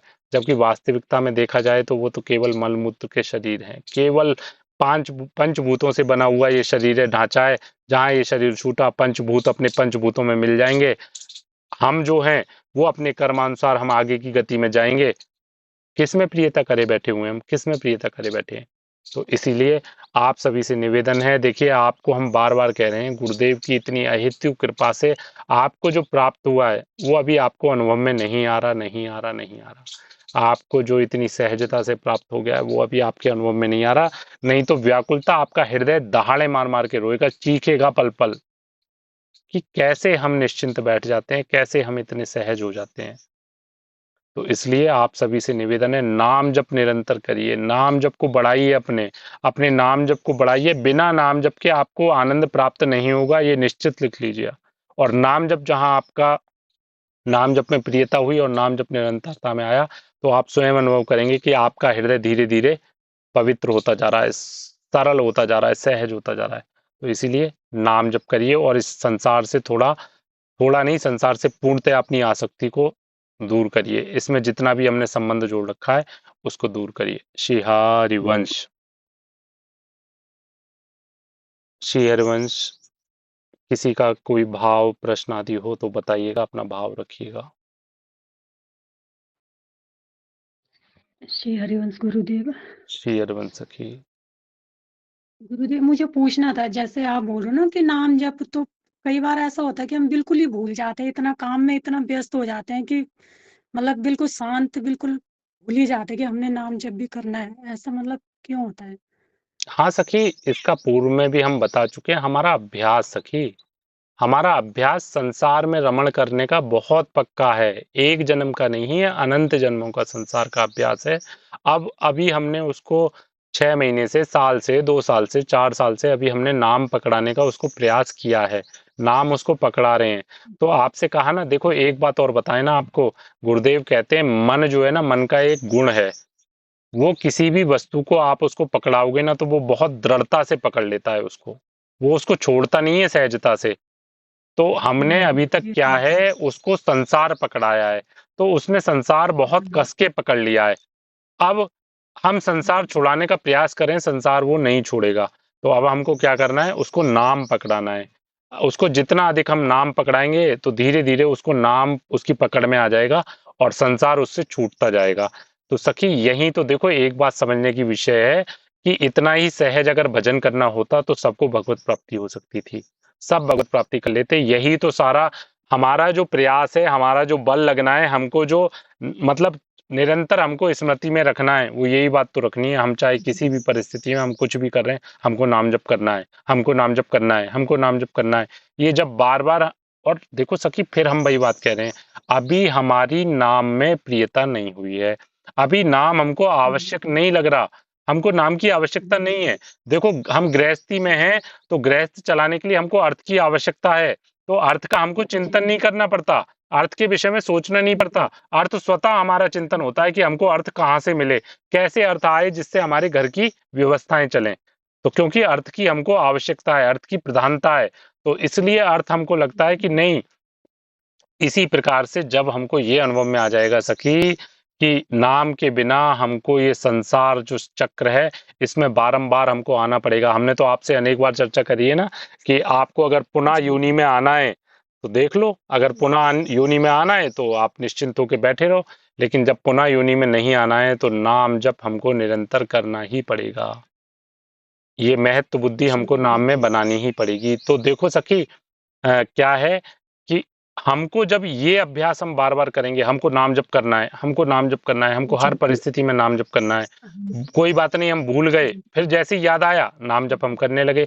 और इसीलिए हम आपसे कह रहे हैं ना, काउंटर इसीलिए आवश्यक है। काउंटर से हमको स्मरण रहता है कि हमको नाम जप करना है, काउंटर से हमारी स्मृति में रहता है कि हमको नाम जप करना है। तो इसलिए सखी अभ्यास से देखो, ये बात ना क्या है कि हमारा अभ्यास बहुत दृढ़ है पुराना। आप स्वयं देख लो, संसार में किसी चीज की आदत हमारी पड़ जाए तो उसको छोड़ने में हमको कितना मुश्किल होता है। आप देखो, कोई आदत हमको पड़ गई संसारिक, हमको कुछ भोजन पाने की, कुछ देखने की, कुछ सुनने की, तो उसको छोड़ने में कितना समय लगता है। और यहाँ तो ये अनंत जन्मों का अभ्यास है ना सखी, तो इसको छोड़ने में तो, लेकिन हाँ एक बात और है, गुरु कृपा से, इष्ट कृपा से, अगर हम उनसे मांगे, हम बार बार कहते हैं सारे प्रश्नों का उत्तर, आप अगर कोई भी भाव आपका पुष्ट नहीं हो रहा है या आपका कोई प्रश्न है, तो सारे प्रश्नों का उत्तर है कि हम गुरुदेव से मांगे। हमको लगता है कि जी हमारी ये बिल्कुल। स्थिति होनी चाहिए, हमको निरंतर नाम जप जी करना चाहिए, तो हम गुरुदेव से मांगे बार बार कि गुरुदेव मेरी सामर्थ्य नहीं है। देखो मैं तो बार बार संसार के प्रपंचों में, संसार की वार्ता में, संसार की व्यवस्थाओं में अपने आप को फंसा देती हूँ, लेकिन आप चाहेंगे तो मेरा अनवरत नाम चलने लगेगा। आप चाहोगे तो अगले पल से ही बिना किसी एक श्वास के छोड़े मेरा नाम जप चलने लगेगा। तो गुरुदेव आप कृपा कीजिए, आप कृपा कीजिए। उनकी कृपा बल से, उनके कृपा बल से हम अपने प्रयास से निरंतर नाम जप करने लगेंगे, ये हमको पूर्ण विश्वास हो जाना चाहिए। जी गुरुजी, जैसे सुबह हम माला पकड़ते हैं मतलब जी कि जपने के लिए, तो आगे पीछे तो मतलब सही रहता है, पर जी। माला पकड़ते ही मतलब शरीर भारी सा, आंखें भारी, मन करता उठ हम्म, जाओ चले। हम्म। इसका सखी पूर्व में भी हमने आपको बताया था ना, आपका पूर्व में भी इसी प्रकार से प्रश्न था सखी। कारण यही है, हमारा मन अभी नाम में प्रियता नहीं है मन की। आप देखो ना, जो काम आप कोई सांसारिक काम अगर अनमने कर रहे हो, आप सांसारिक काम में आ जाओ, भजन छोड़ो। आप सांसारिक काम, कोई भी सांसारिक क्रिया, आपका मन नहीं है आज भोजन बनाने का, आपका मन नहीं है भोजन बनाने का, तो आप देखो कैसे अनमने आपको लगेगा, अरे नहीं बिल्कुल हटो, एकदम कोई उत्साह, कोई ऊर्जा होगी नहीं। क्यों? क्योंकि आपका मन उसको प्रियता से स्वीकार नहीं कर रहा है। इसी प्रकार से सखी, क्योंकि हमारी नाम में प्रियता नहीं है, हमारी नाम में प्रियता नहीं है, इसीलिए हम जैसे ही भजन करने के लिए बढ़ते हैं तो वो प्रमाद अवस्था हमारी आनी चालू हो जाती है, हमको आलस्य आने लगता है, हमको प्रमाद आने लगता है। लेकिन जिस प्रकार सखी, अगर हमको रोग हो गया है, हमको कोई भयानक रोग हो गया है, तो डॉक्टर ने जो औषधि बताई है, जो उपचार बताया है, जो प्रक्रिया, जो प्रणाली बताई है उपचार की, वो हमको अनचाहे स्वीकार करनी पड़ेगी। हमको जबरदस्ती दवाई खानी पड़ेगी, क्योंकि हमको स्वस्थ होना है। तो इसी प्रकार से हमको अगर प्रमाद आ रहा है, नहीं, प्रमाद कब तक आएगा? मैं धीरे धीरे अभ्यास से इस प्रमाद को समाप्त कर दूंगी, गुरु बल से मैं इस प्रमाद को, क्योंकि सखी हमने आपको बताया ना, कितने दिन से अभी हमने नाम जप करना चालू किया है। अभी महीने, 2 महीने, 4 महीने, 6 महीने, साल भर से हमने नाम जप करना चालू किया है। लेकिन इतने समय से पूर्व आप देखो ना, हमको संसार प्रिय लगता था, संसार की वार्ताएं प्रिय लगती थी। तो आप देखो, संसार का कोई भी काम, जैसे अभी आप कोई, आपके कुछ जन ऐसे मिलने वाले आ जाएं जिनको, जिनकी आपसे प्रियता नहीं है, और वो वार्ता करने लगे जो आपको नहीं रुचती है, तो आप देखो, जी आपको वो वार्ता सुनना पसंद ही नहीं आएगा, आपको वहां आलस से आने लगेगा, आप उनकी बातें सुन के उनींदी होने लगेंगी, नींद सी आने लगेगी। क्यों? क्योंकि उन बातों में आपकी प्रियता नहीं है, आपकी रुचि नहीं है। और जहां हमारी रुचि होती है, तो देखो, 3-3, 4-4, 5-5 घंटे का चलचित्र हम जो है बिना किसी विक्षेप के देखते हैं। हाँ जी। 3-3 घंटे की मूवी हम बिना किसी आंख झपकाए, बिना किसी प्रमाद के हम देखते हैं, कारण हमारी उधर प्रियता है। तो सखी, प्रियता, हम प्रियता बनाने का प्रयास करें और अभी अभ्यास करें। जैसे देख लो, एक तो आप तो अभी जो हमने नाम की महिमा आपको बताई ना, कि अनचाहे जी जी जी हैं, अ, आनक, जी आलस में, प्रमाद में, हमको छल से कैसे भी नाम जब हम करेंगे, तो वो अपना प्रभाव अवश्य दिखाएगा। तो अभी तो बस सखी पकड़े रहिए नाम को, आनंद आ रहा है नहीं आ रहा, प्रमाद आ रहा है, कैसे भी आ रहा है, कैसे भी हो रहा है, हमको नाम जप करना है, बस करना है, इस बात को अभी गांठ बांध दीजिए। ठीक है ना सखी? जी गुरुदेव, जी जी सखी। गुरुदेव। जी श्री सखी, हरि। श्री भैया हरमन जी, सखी। भैया जी। श्री हरमन सखी। हाँ भैया, मेरे को इस बात तकलीफ हो, सखी आपकी आवाज कट दिन रही ऐसे है, पड़े रहते हैं, सर्दी हो आवाज चाहे कट रही गर्मी है। हो। ये, जी हाँ भैया, मैं ये बोल रही हूँ कि जी मैं को अपने शरीर से इतनी प्रियता है कि मुझे सर्दी गर्मी जी जी जी जी बहुत, कि गर्मी है तो मुझे एसी चाहिए, एसी चाहिए, हाई एसी, जी हाई एसी। और जी सर्दी है तो मोटी रजाई चाहिए। और मैं इतनी बार परेशान होती हूँ साथी ससुर के बारे में सोच के कि कैसे जगह के किनारे बड़े लाडली, कैसे तुमने उनको शक्ति दी हुई है लाडली। और कभी कभी तो एक बार तो पिछली सर्दी की बात है, मुझे इतना गुस्सा आया अपने ऊपर कि मैं सुबह 4:45 बजे नहाई और बाहर बालकनी में बिना स्वेटर पहन के ही खड़ी हो गई, गुस्से में आके कि ऐसा क्या शरीर से प्रिय था। मेरा भी जी शरीर तो वैसा ही है। पर मुझे थोड़ी देर में बहुत ही ठंड लगी और अंदर भाग गई कमरे में। जी जी जी। सखी देखिए तो अब इसके लिए, जी हाँ, बस यही मुझे बहुत है कि चलो अभी भूख प्यास की तो ऐसी वो नहीं पड़ी कि मैं ये कहूँ कि मैं बर्दाश्त कर लेती हूँ। तो अब यही है कि रखनी जैसे भी आपने बताया, नहीं है मेरा शरीर फिर जी भी सखी, अभी जो हमने सखी को उत्तर दिया ना, वही उत्तर आपका है। अभ्यास सखी, अभ्यास, स्वीकार्यता और अभ्यास। और अभ्यास एक दिन में कभी पुष्ट नहीं होता है। किसी भी क्रिया का परिणाम एक दिन में, 2 दिन में, या जो उसके लिए निश्चित समय अवधि दी गई है उससे पहले उसका परिणाम नहीं मिलता है। तो क्या है कि अभ्यास, हमको एक लंबे समय तक अभ्यास करना पड़ेगा। और गुरुदेव यहाँ पे एक बात और बोलते हैं, हम सत्संग में सुने, शनै पंथा शनै कंथा, शनै पंथा शनै कंथा। धीरे धीरे मार्ग जो चला जाता है वो धीरे धीरे चला जाता है। जैसे आपने खरगोश और कछुए की कथा सुनी है ना सखी। खरगोश तीव्रता से भागा, थक के बैठ गया, नींद आ गई, हार गया। और कछुआ एक ही गति से निरंतर चलता रहा, तो उसको लक्ष्य की प्राप्ति हो गई।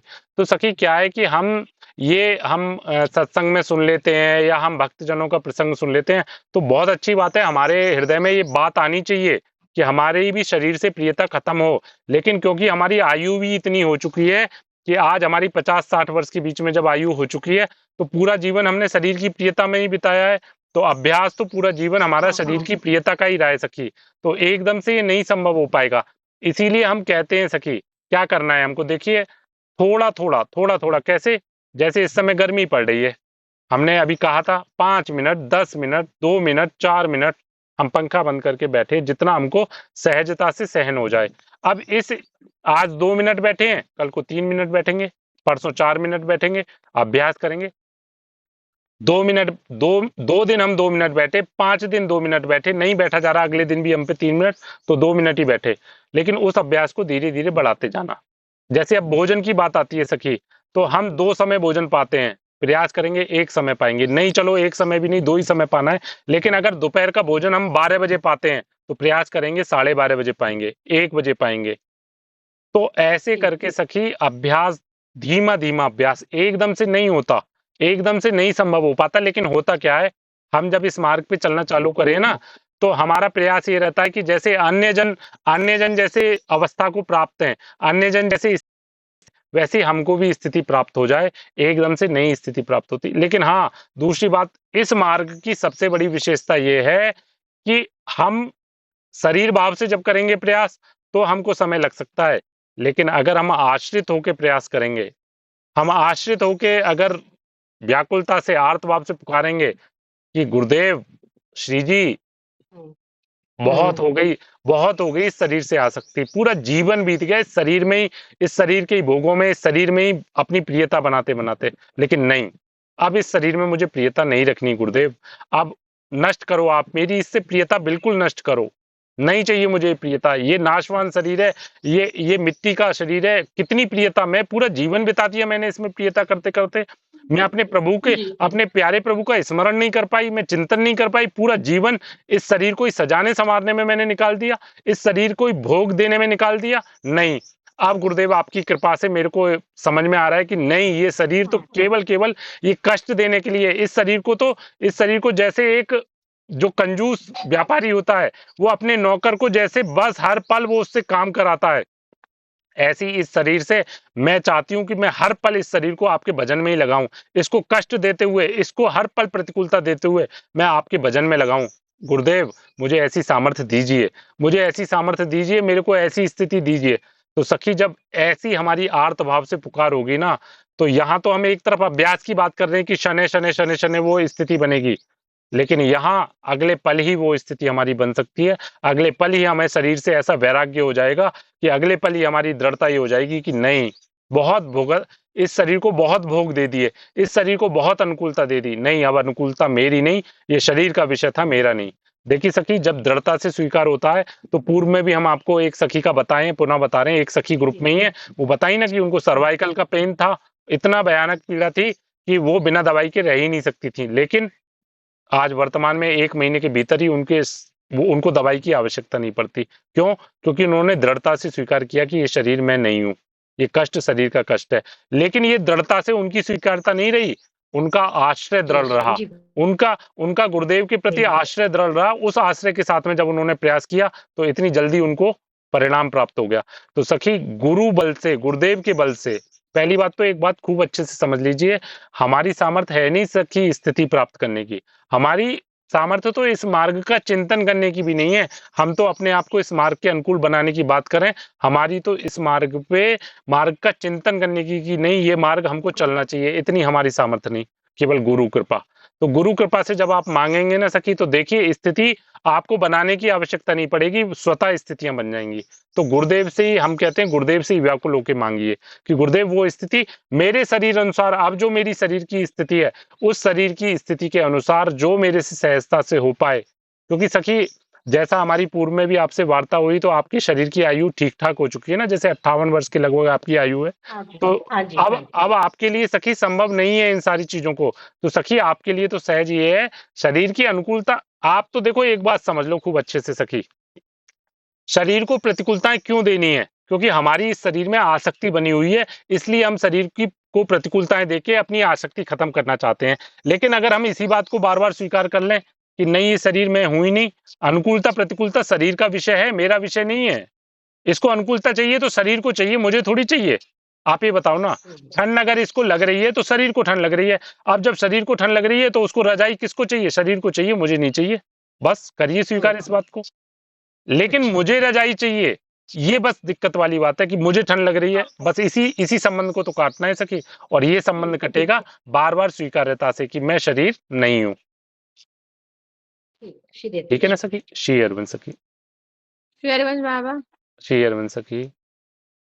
बाबा, मेरा एक ये प्रश्न है कि अशुद्ध अवस्था में अगर हम श्री जी का, जैसे कि मानसिक भोग कभी कभी छूट जाता है, मतलब मुझे याद ही नहीं रहता, दिनचर्या याद नहीं रहती है मेरे को, जी, जैसे वैसे करती हूँ तो याद रहती है मेरे को, लेकिन अगर मैं अशुद्ध अवस्था में मुझे याद ही नहीं रहता, तो मैं इसका कैसे प्रयास करूं कि मुझे याद रह जाए ये, मतलब।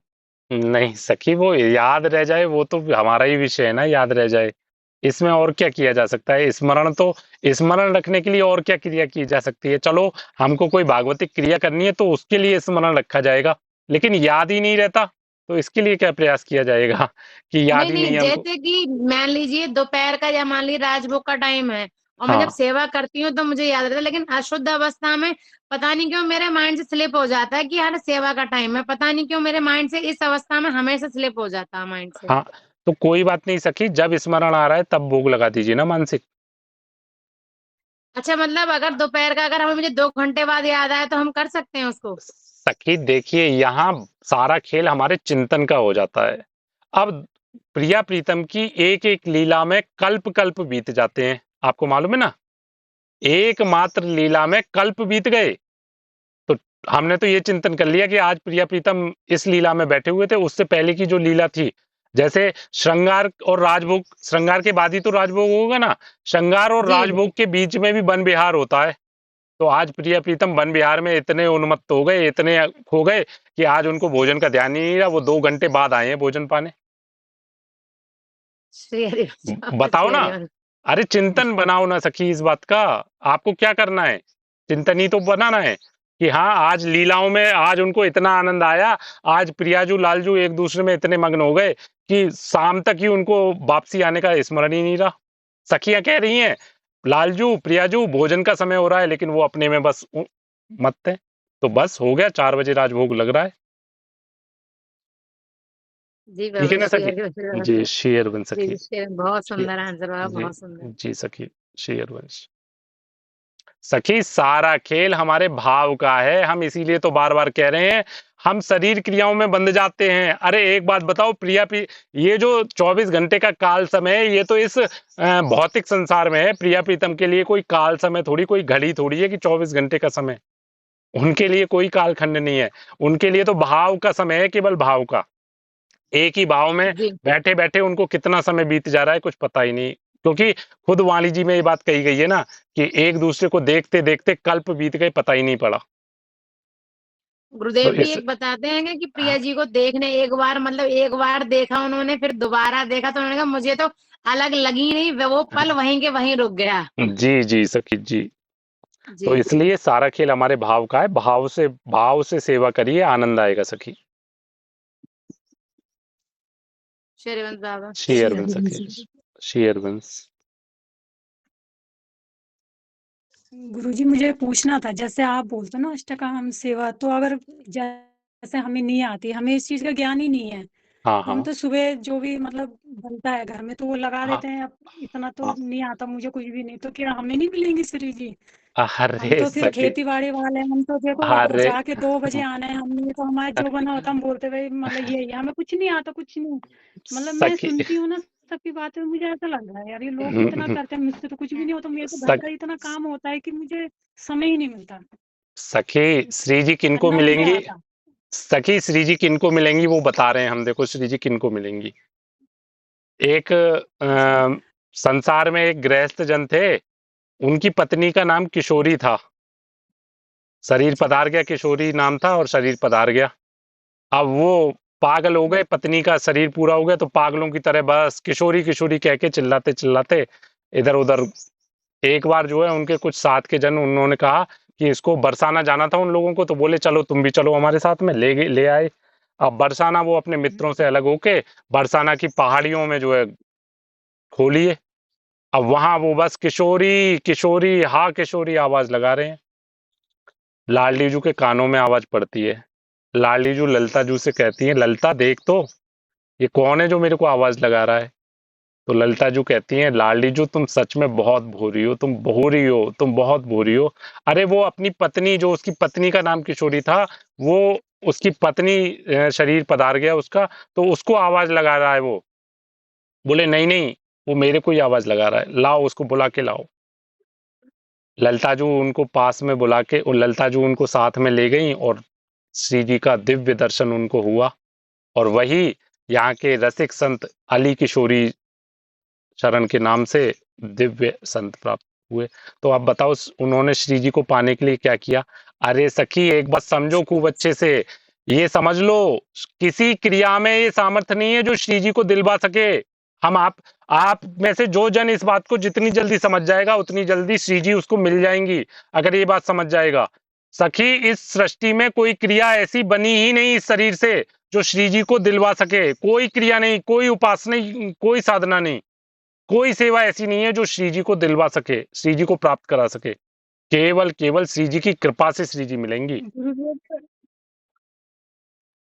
अभी आप ये भाव आ जाती है, मेरे से कुछ नहीं होता, मतलब नहीं मुझे नहीं तो बहुत फिर बुरा लगता है उस चीज अरे का कि मतलब अरे मेरे को सखी, समय ही नहीं मिलता, इतना काम होता है कि सखी यही तो समझने वाला विषय ना। अब आप जिनसे वार्ता कर रही हो वो जब आपको कोई बात समझा रहे हैं तो उसको समझिए ना। सखी सृष्टि में कोई क्रिया ऐसी नहीं है जो श्री जी को प्राप्त करा सके, और ये सारी क्रियाएं हैं केवल हमारे मन को भगवत भाव में लगाने के लिए।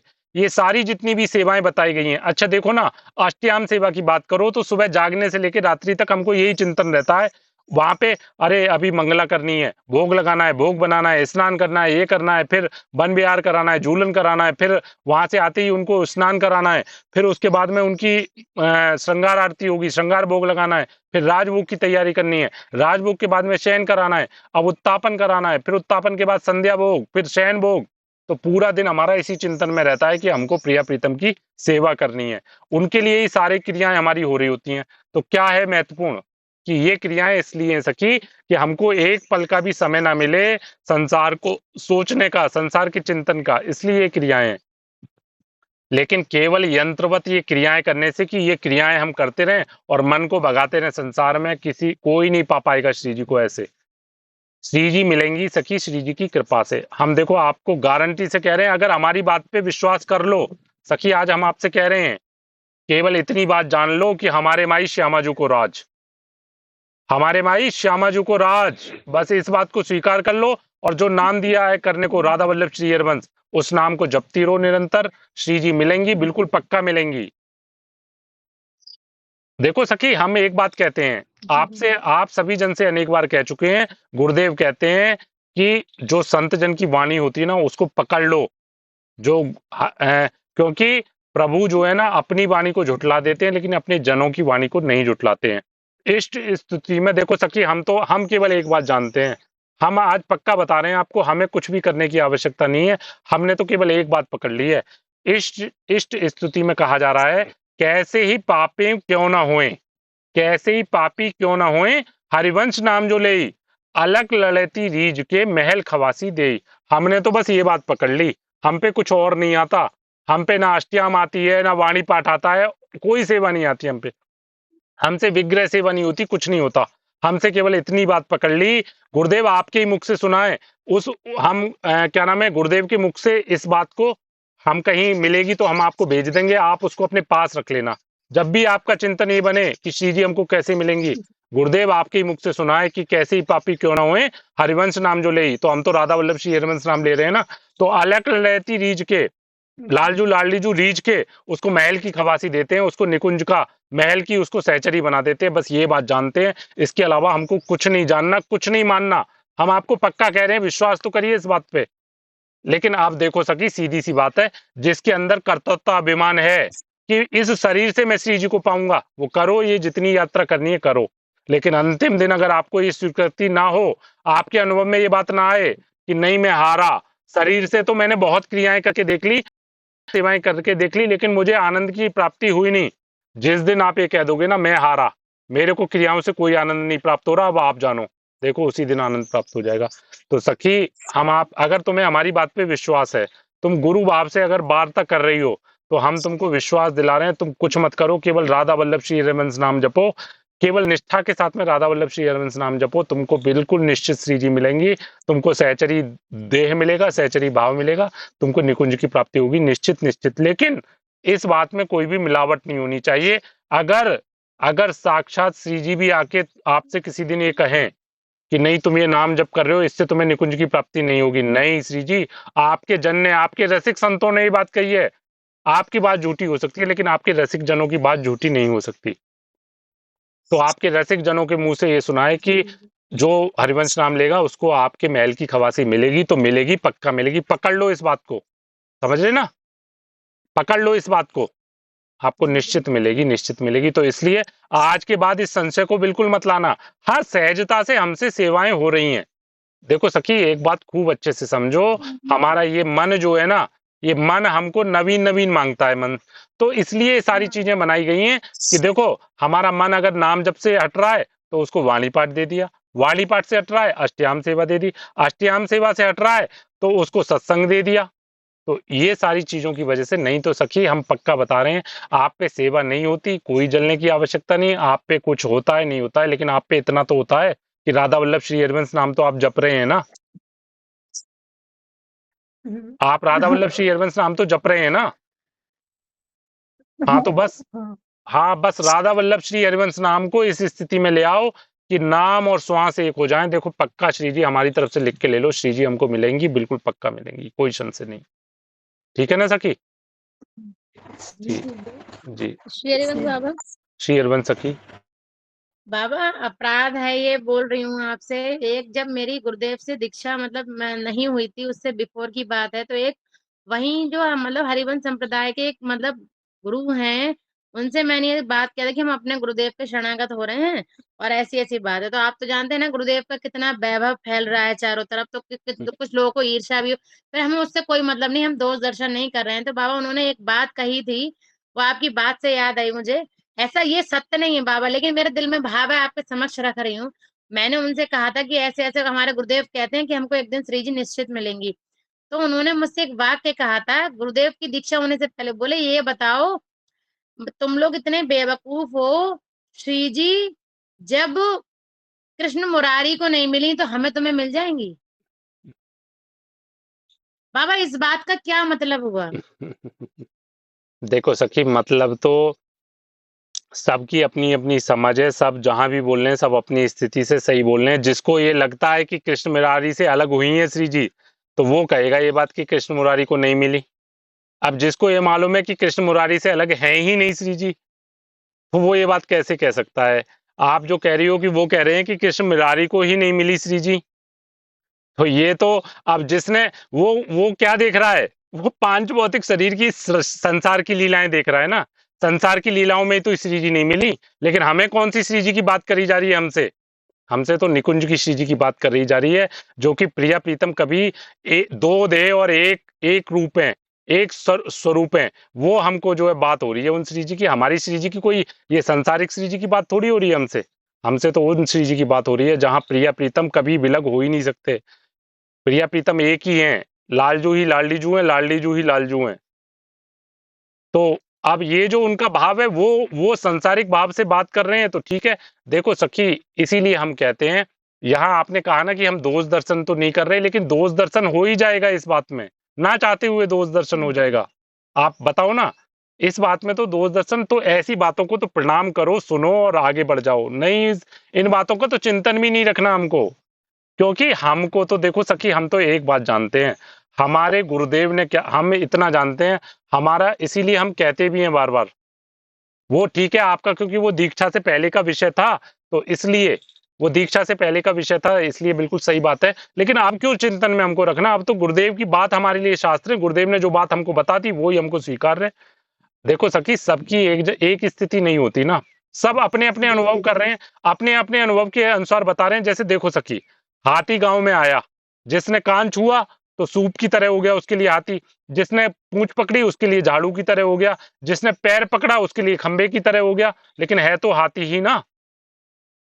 तो जी, अब और जिसको एक सहचरी मिली थी मुझे, गुरुदेव हम्म, भगवान से दीक्षित थी, मैंने उनसे ये बात अपनी रखी थी, जी तो उन्होंने ये कहा, आप उन संत कभी आपको मिले अनुभव में, तो आप उनसे ये पूछना कि वो जो संत हैं, वो मायाग्रस्त हैं ना, तो उनको श्री जी नहीं मिलेंगे, जो माया मुक्त है, हमारे गुरुदेव ने कहा, उसको श्री जी पक्का मिलेंगे।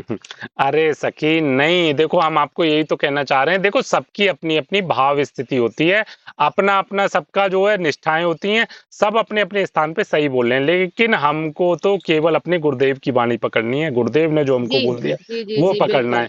उसके अलावा हमें कुछ भी नहीं पकड़ना। हमने कहा ना, अगर अगर साक्षात देखो, हम तो एक बात कहते हैं ना, क्योंकि इससे बड़ी बात क्या हो सकती है कि गुरुदेव कह रहे हैं नाम के सामने नामी भी आ जाए और कहे अब नाम छोड़ दो, तो नहीं छोड़ना ना हमको, नहीं छोड़ना। गुरुदेव की बात आती है तो गुरुदेव को इतना मानना कि गुरुदेव के सामने अगर हमारे इष्ट भी आ जाएं और वो कहें कि तुम्हारे इष्ट यहाँ पे गलत या ऐसा, नहीं प्रभु जाओ, हम नहीं जानते आपको। हमारे गुरुदेव की वाणी हो सकता है कहीं शास्त्रों में वर्णन ना हो।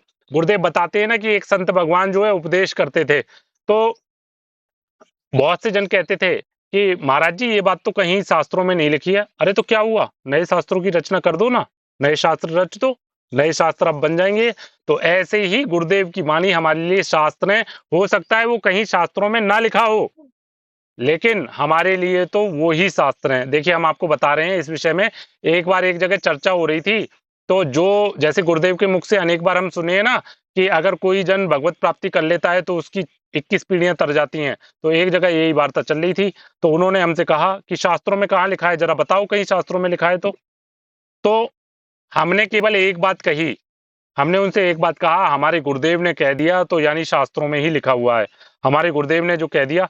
लेकिन हमने बाद में इस बात को, उन्होंने जो बात रखी वो बात हमने बाद में देखी, तो वैसे प्रकट में कहीं भी ये केवल संत वाणी में हमको प्रकट किसी शास्त्र का ये वर्णन कहीं नहीं आया कि ऐसा होता है।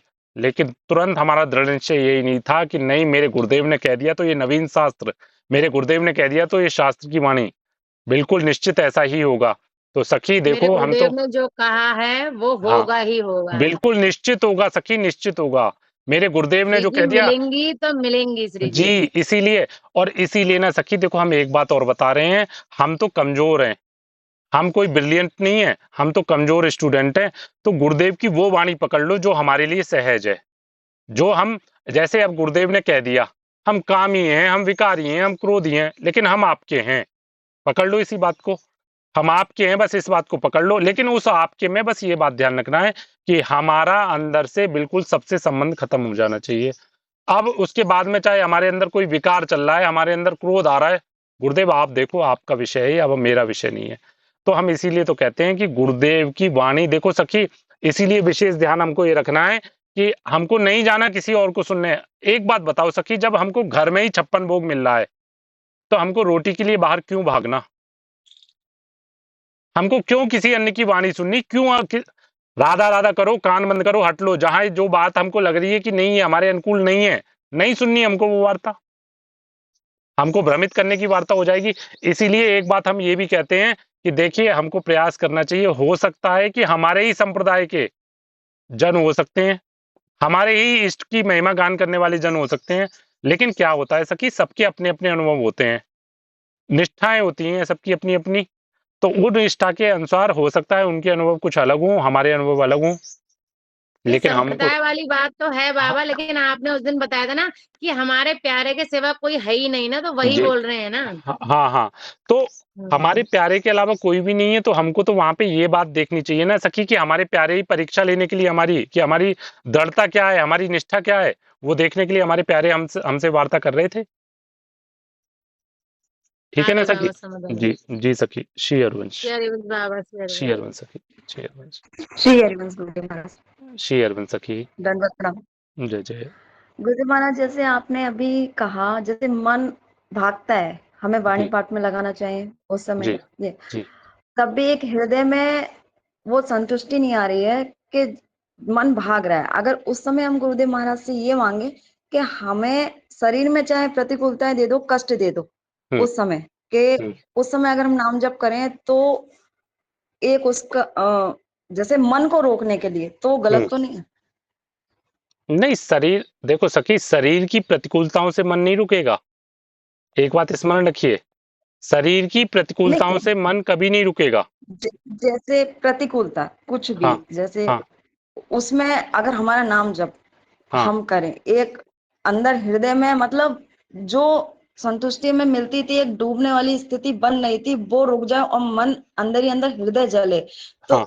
उस समय जैसे गुरुदेव महाराज से कहे, चाहे आप कोई भी परिस्थिति ऐसी कर दो, प्रतिकूलता दे दो, लेकिन मन जो वो बिल्कुल रुक जाए। नहीं, नहीं सखी, इसमें गुरुदेव कुछ नहीं करेंगे। इसमें गुरुदेव कुछ नहीं करेंगे, इसमें नाम जप ही करेगा केवल। वो भाग रहा है, हाँ, भागने दो। वो भाग रहा है, भागने दो, नहीं अभ्यास करते रहो नाम जप का। जी, मतलब आपके कहने जी का भाव गुरुदेव। ये है ना कि जैसे हमारी नाम जप में प्रियता हो रही है, लेकिन मन कहीं भाग रहा है, तो उस समय हम गुरुदेव से निवेदन करें कि आप हमको अन्य कोई प्रतिकूलता दे दो, लेकिन हमारा मन ना भागे। मन ना भाग के नाम जप में, मतलब हाँ, हम उस नाम समय जप में। नाम जप अपना हाँ, करने हाँ, लगे हाँ। उस नहीं तो समय। ऐसी जैसे ऐसी कोई गुरुदेव महाराज ने, जी, गुरुदेव महाराज में जैसे कभी कभी ऐसा होता है मेरे साथ, गुरुदेव महाराज के पास ऐसा है कि अगर प्रतिकूलताएं आती हैं जीवन हुँ, में, तो हुँ। उस समय नाम जप बहुत अच्छा चलता है। हाँ, हाँ। नहीं तो उस समय नाम जप बहुत अच्छा चलता है। जी, जी, जी, और जी। जिस समय अगर प्रतिकूलताएं 2 दिन बाद भी अगर नहीं हुँ। आई, तो उस समय ऐसा होता है कि जीवन में कुछ बचा ही नहीं। हाँ, अब हाँ, हाँ, नाम जप, बहुत बहुत कृपा सखी, ये यही ये तो मैं कृपा का विषय। ना, ये ना, ना। कहना चाह रही हूँ गुरुदेव हाँ, हाँ, आपसे हाँ, मैं। हाँ, गुरुदेव से माँगनी हाँ चाहिए, प्रतिकूलताएँ माँगनी चाहिए गुरुदेव से। गुरुदेव से माँग करनी चाहिए प्रतिकूलताओं की, गुरुदेव मुझे और प्रतिकूलता दो, क्योंकि प्रतिकूलता से ही तो मेरी नाम में प्रियता बढ़ रही है। निरंतर नाम जब चल रहा है मेरा, प्रतिकूलताओं से ही तो जी, नाम बढ़ रहा है। तो माँग होनी चाहिए जैसे प्रतिकूलताओं की। जी, कभी कभी ऐसा होता है नाम जब बहुत अच्छा चलेगा, फिर कोई प्रतिकूलताएं देखने को नहीं मिलती, हाँ, हाँ, कुछ नहीं मिल रही, तो उस समय लगता है कि कुछ जीवन में अब है ही नहीं, अब मतलब हाँ। आनंद नहीं आ रहा, वो आनंद नहीं आ पाता है जो हुँ, एक हुँ। अंदर हृदय से आना चाहिए। जी, जी, जी, जी, बिल्कुल सखी, यही यही तो परिपक्व मतलब पुष्टि की तरफ हम बढ़ रहे हैं, यही पुष्टि की तरफ बढ़ रहे हैं, क्योंकि अब हमको नाम में आनंद हमको मिल रहा है। लेकिन देखिए यही जी सबसे सबसे बढ़िया बात है, हमको जो इसमें आनंद मिलता है ना, इस मार्ग में जो आनंद मिलता जी है वो कभी पूर्ति होने वाला होता ही नहीं है। कभी इसमें हमको जी अनुभव ये आता ही नहीं है कि ये पूर्णता की स्थिति में पहुँच गया आनंद, हमेशा हल्का ही लगता है, हमको हमेशा कम लगता है। और वास्तविकता में जो जी आनंद प्राप्ति होती है वो प्रतिकूलताओं में ही होती है। तो अब सहजता में जी हमारा नाम जब चल रहा है, आनंद की प्राप्ति हो रही है, लेकिन हमको आनंद कम लग रहा है। अब हमारी मांग हो हाँ रही है कि जी हमको प्रतिकूलताएं चाहिए, हमको प्रतिकूलताएं जी चाहिए, क्योंकि प्रतिकूलताओं में निश्चित, देखो वास्तविक बात बताएं सखी, जी आनंद तो केवल प्रतिकूलताओं में ही मिल सकता है। गुरुदेव खूब अच्छे से बोले हैं, सुविधाओं के साथ में, अनुकूलताओं के साथ में भजन हो ही नहीं सकता, आनंद हमको मिल ही नहीं सकता। स्वयं की मांगी हुई प्रतिकूलताओं में जो भजन का आनंद मिलता है, वो आनंद तो बस क्या ही हम आपको बताएं, जब स्वयं मांग होती है हृदय से कि गुरुदेव दीजिए प्रतिकूलता, आपकी प्रतिकूलता, आप प्रतिकूलता दीजिए, और निरंतर आपका चिंतन हो, सतत चिंतन हो, और आपका नाम जप, आपके द्वारा दिया हुआ नाम जप निरंतर चले। तो ऐसी वास्तविकता में जो सच्चा भगवत मार्ग का पथिक होता है, उसकी मांग ही यही हो जाती है सखी। उसको तो प्रतिकूलताओं में तो खेलने में आनंद आता है, उसको प्रतिकूलताओं के साथ रहने में आनंद आता है। वही गुरुदेव महाराज के गुरुदेव महाराज की वजह से यही लगता है कि हाँ, उस समय उनका भी चिंतन बना रहे, चाहे प्रतिकूलताएं जीवन में मिले, वो एक हाँ आनंद हृदय के अंदर जो होता है ना, ये बहुत अलग। जी जी जी जी। जी, हाँ बिल्कुल तो बिल्कुल वही। हाँ, प्रतिकूलताओं की मांग बढ़ाइए सखी, प्रतिकूलताओं की मांग बढ़ाइए जी जितनी। गुरुदेव जितना मेरे को आपको लगता हो, क्योंकि मेरी सामर्थ्य आप ही जानते हो और मेरी सामर्थ्य भी आप ही हो। आप अगर सामर्थ्य दोगे तो मैं अभी 1 किलो वजन उठाने वाली 100 किलो वजन उठा लूंगी आपके सामर्थ्य से, आपके बल से। तो आप तो सामर्थ्य आप देने वाले हो, प्रतिकूलता भी आप दो जितनी आपको लगे। क्योंकि मैं जानती हूं अगर आप प्रतिकूलता दोगे तो उसको सहन करने का बल भी आप ही दोगे। तो आप जितनी आपको उचित लगे उतनी प्रतिकूलताएं मुझे दीजिए और उसको सहन करने का मुझे सामर्थ्य भी दीजिए।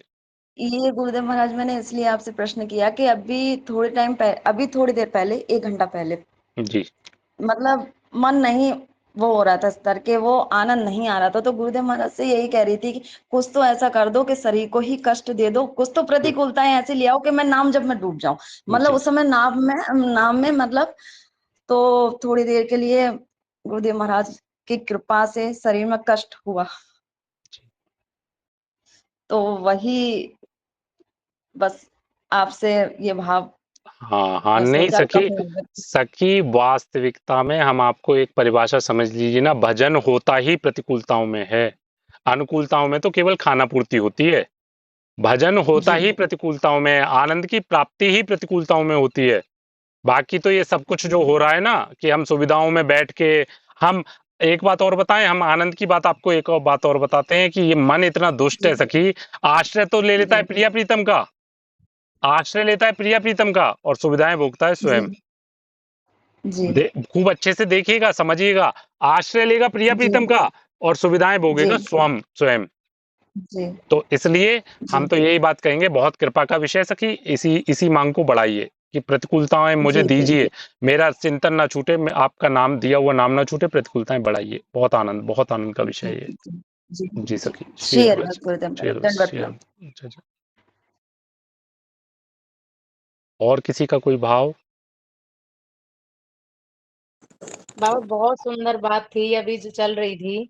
जी मैं ये सोचती थी बाबा, हमेशा इसमें मेरा भी आंसर है, मतलब एक जैसे चोर वाली बात होती है ना, मन में जो छुपी होती है, उस जी बात पे मैं ये सोचती थी हमेशा कि गुरुदेव भगवान इस चीज को ठीक कर दीजिए, मैं तब मेरी चीजें ठीक होने लगेंगी।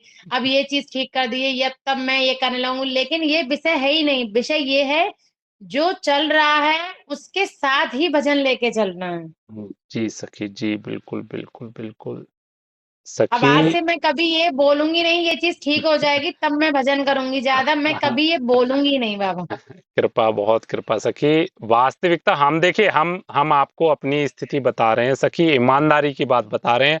अब कैसे हम बताएं, मांग रहे हैं कि गुरुदेव कोई शरीर में ऐसा कष्ट दीजिए, प्रतिकूलता दीजिए, कोई ना कोई कष्ट दीजिए, कोई प्रतिकूलता दीजिए, शरीर में कोई भयावह रोग प्रकट कीजिए। मांग है सखी, हृदय की मांग है कि गुरुदेव अभी तो ये जो, अभी क्या है ना कि अभी शरीर चल रहा है तो इसकी भूख प्यास नींद सब, मतलब बस तड़पता रहूं पीड़ा में और बस आपको याद करता रहूं, गुरुदेव दीजिए।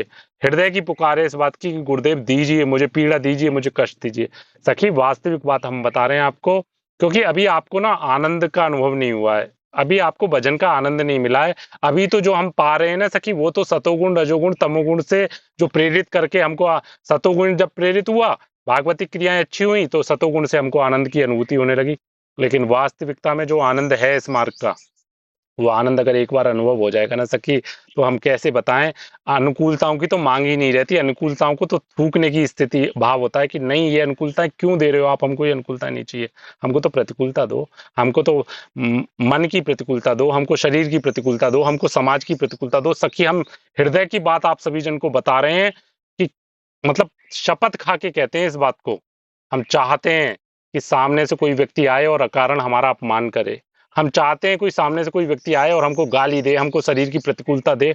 मांग है हमारी, ये मांग है, हम आपको हृदय की बात बता रहे हैं। हम चाहते हैं कि अभी इस शरीर में कोई ऐसा भयावह रोग प्रकट हो जाए कि बस केवल भजन भजन भजन।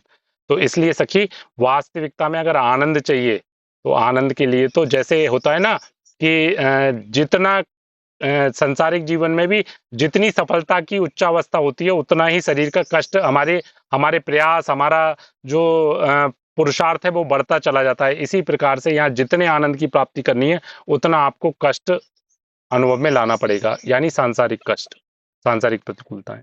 बाबा आज के बाद कभी भी गुरुदेव से किसी से कभी ये नहीं मांगूंगी, गुरुदेव इस चीज को ठीक कर दीजिए, कभी नहीं जी, कहूंगी इस चीज कृपा को। कृपा सखी, कृपा कृपा।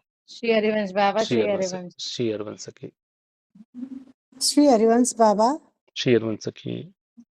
हम लोगों से एक भूल हो गया, मालूम तो पहले था, लेकिन तो वो उस वक्त पर हम लोगों ने उतना ध्यान नहीं दिया कि हम लोग बाहर गए थे, मंदिर भी गए थे, उधर से स्विमिंग करने के लिए चले गए, परिवार सब थे, घाटी में गले पर लगाए थे राधा नाम का माला था, जी वो नहीं उतारे, हम लोग स्विमिंग किए, 2 सखी थे हम लोग।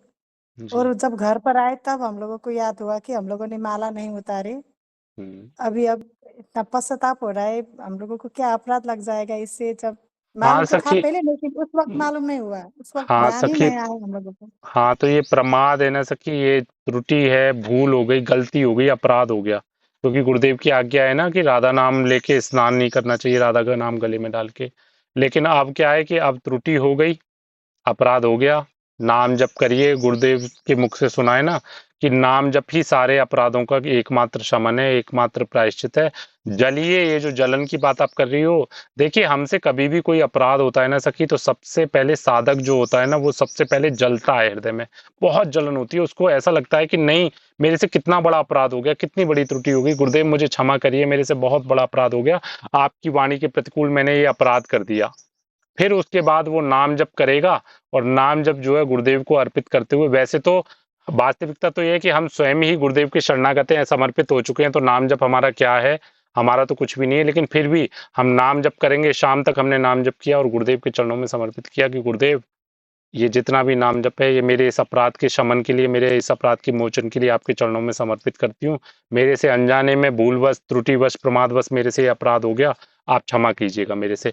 भविष्य में ध्यान रखिएगा कि कभी भी हम नाम लेके, नाम नाम का अगर, नाम की छवि, नाम की माला, कुछ भी गुरुदेव की छवि अगर हमने गले में धारण कर रखी है, तो उसके साथ ना तो लक्षशंका में जाना है, ना शौच में जाना है, ना स्नान करना है, ना सोते समय हमको उसको पहन के सोना है। ये विशेष बात हमको ध्यान रखनी है। सुबह को उठे, स्नान करने के बाद में ही उसको हमको धारण करना है, फिर पूरे दिन हमको धारण रखनी है। लक्षशंका को जा रहे हैं उतार के जाएंगे, शौच को जा रहे हैं उतार को जाएंगे, किसी भी अपवित्र स्थान पे जा रहे हैं तो वहां उतार के जाएंगे। बाकी दिन भर पहने रहना है, और रात्रि में जब हम शयन करेंगे तो शयन करते समय उसको उतार के ही हमको सोना है। इस बात का विशेष ध्यान हमको रखना चाहिए सखी। और हम प्रसाद पाते वक्त लगा सकते हैं कि नहीं हाँ, सकते हैं? प्रसाद प्रसाद पाते वक्त तो पहने रहना है, प्रसाद पाने का कोई विषय नहीं, केवल अपवित्र स्थान पे पहन के नहीं जाना है सखी। ठीक है सखी। ठीक है बाबा, श्री अरविंद, श्री अरविंद सखी, श्री अरविंद, बाबा जी श्री हरिवंश। श्री अरविंद सखी। बाबा जी ये कह रहे थे कि नहाते समय तो यमनाष्टक तो कर सकते हैं ना? जी सखी, बिल्कुल कर सकते हैं। हाँ तो वही करती हूँ, मतलब याद आ जाता है ना, नहा के उठते ही तुरंत करती हूँ यमनाष्टक। हाँ हाँ हाँ, बिल्कुल बिल्कुल सखी, कर सकते हैं यमुनाष्टक। ठीक है, मैं क्या पता है पूछती जी हूँ जी बाबा जी से कि ये तो सही है ना जी सखी, जी यमनाष्टक। जी जी सखी। श्री हरिवंश बाबा श्री जी। अरविंद सखी, श्री अरविंद, श्री अरविंद। और किसी का कोई भाव? ठीक है, फिर श्री अरविंद करें। और किसी का कोई भाव तो नहीं है?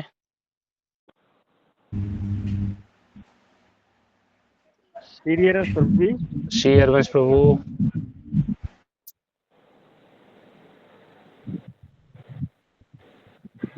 प्रभु जी, जी जैसे पानी में लकड़ी तैरती है ना प्रभु जी, जी और उसमें अगर एक लोहे की लो ना प्रभु जी, लोहे का सामर्थ्य नहीं है तैरने का, जी लेकिन गुरु कृपा से प्रभु जी ऐसा बस लकड़ी के साथ तैर जाती है ना, जी जी बस गुरु कृपा प्रभु जी, अपने आप तैरा ला जाएगी जी।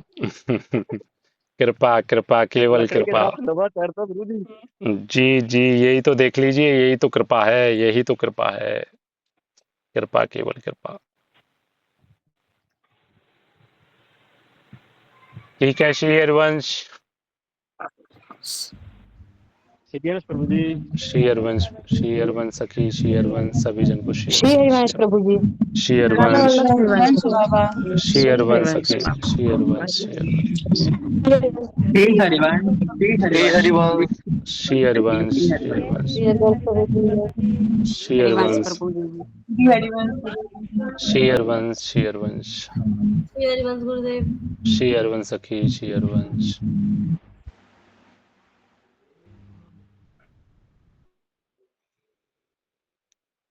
श्री हरिवंश।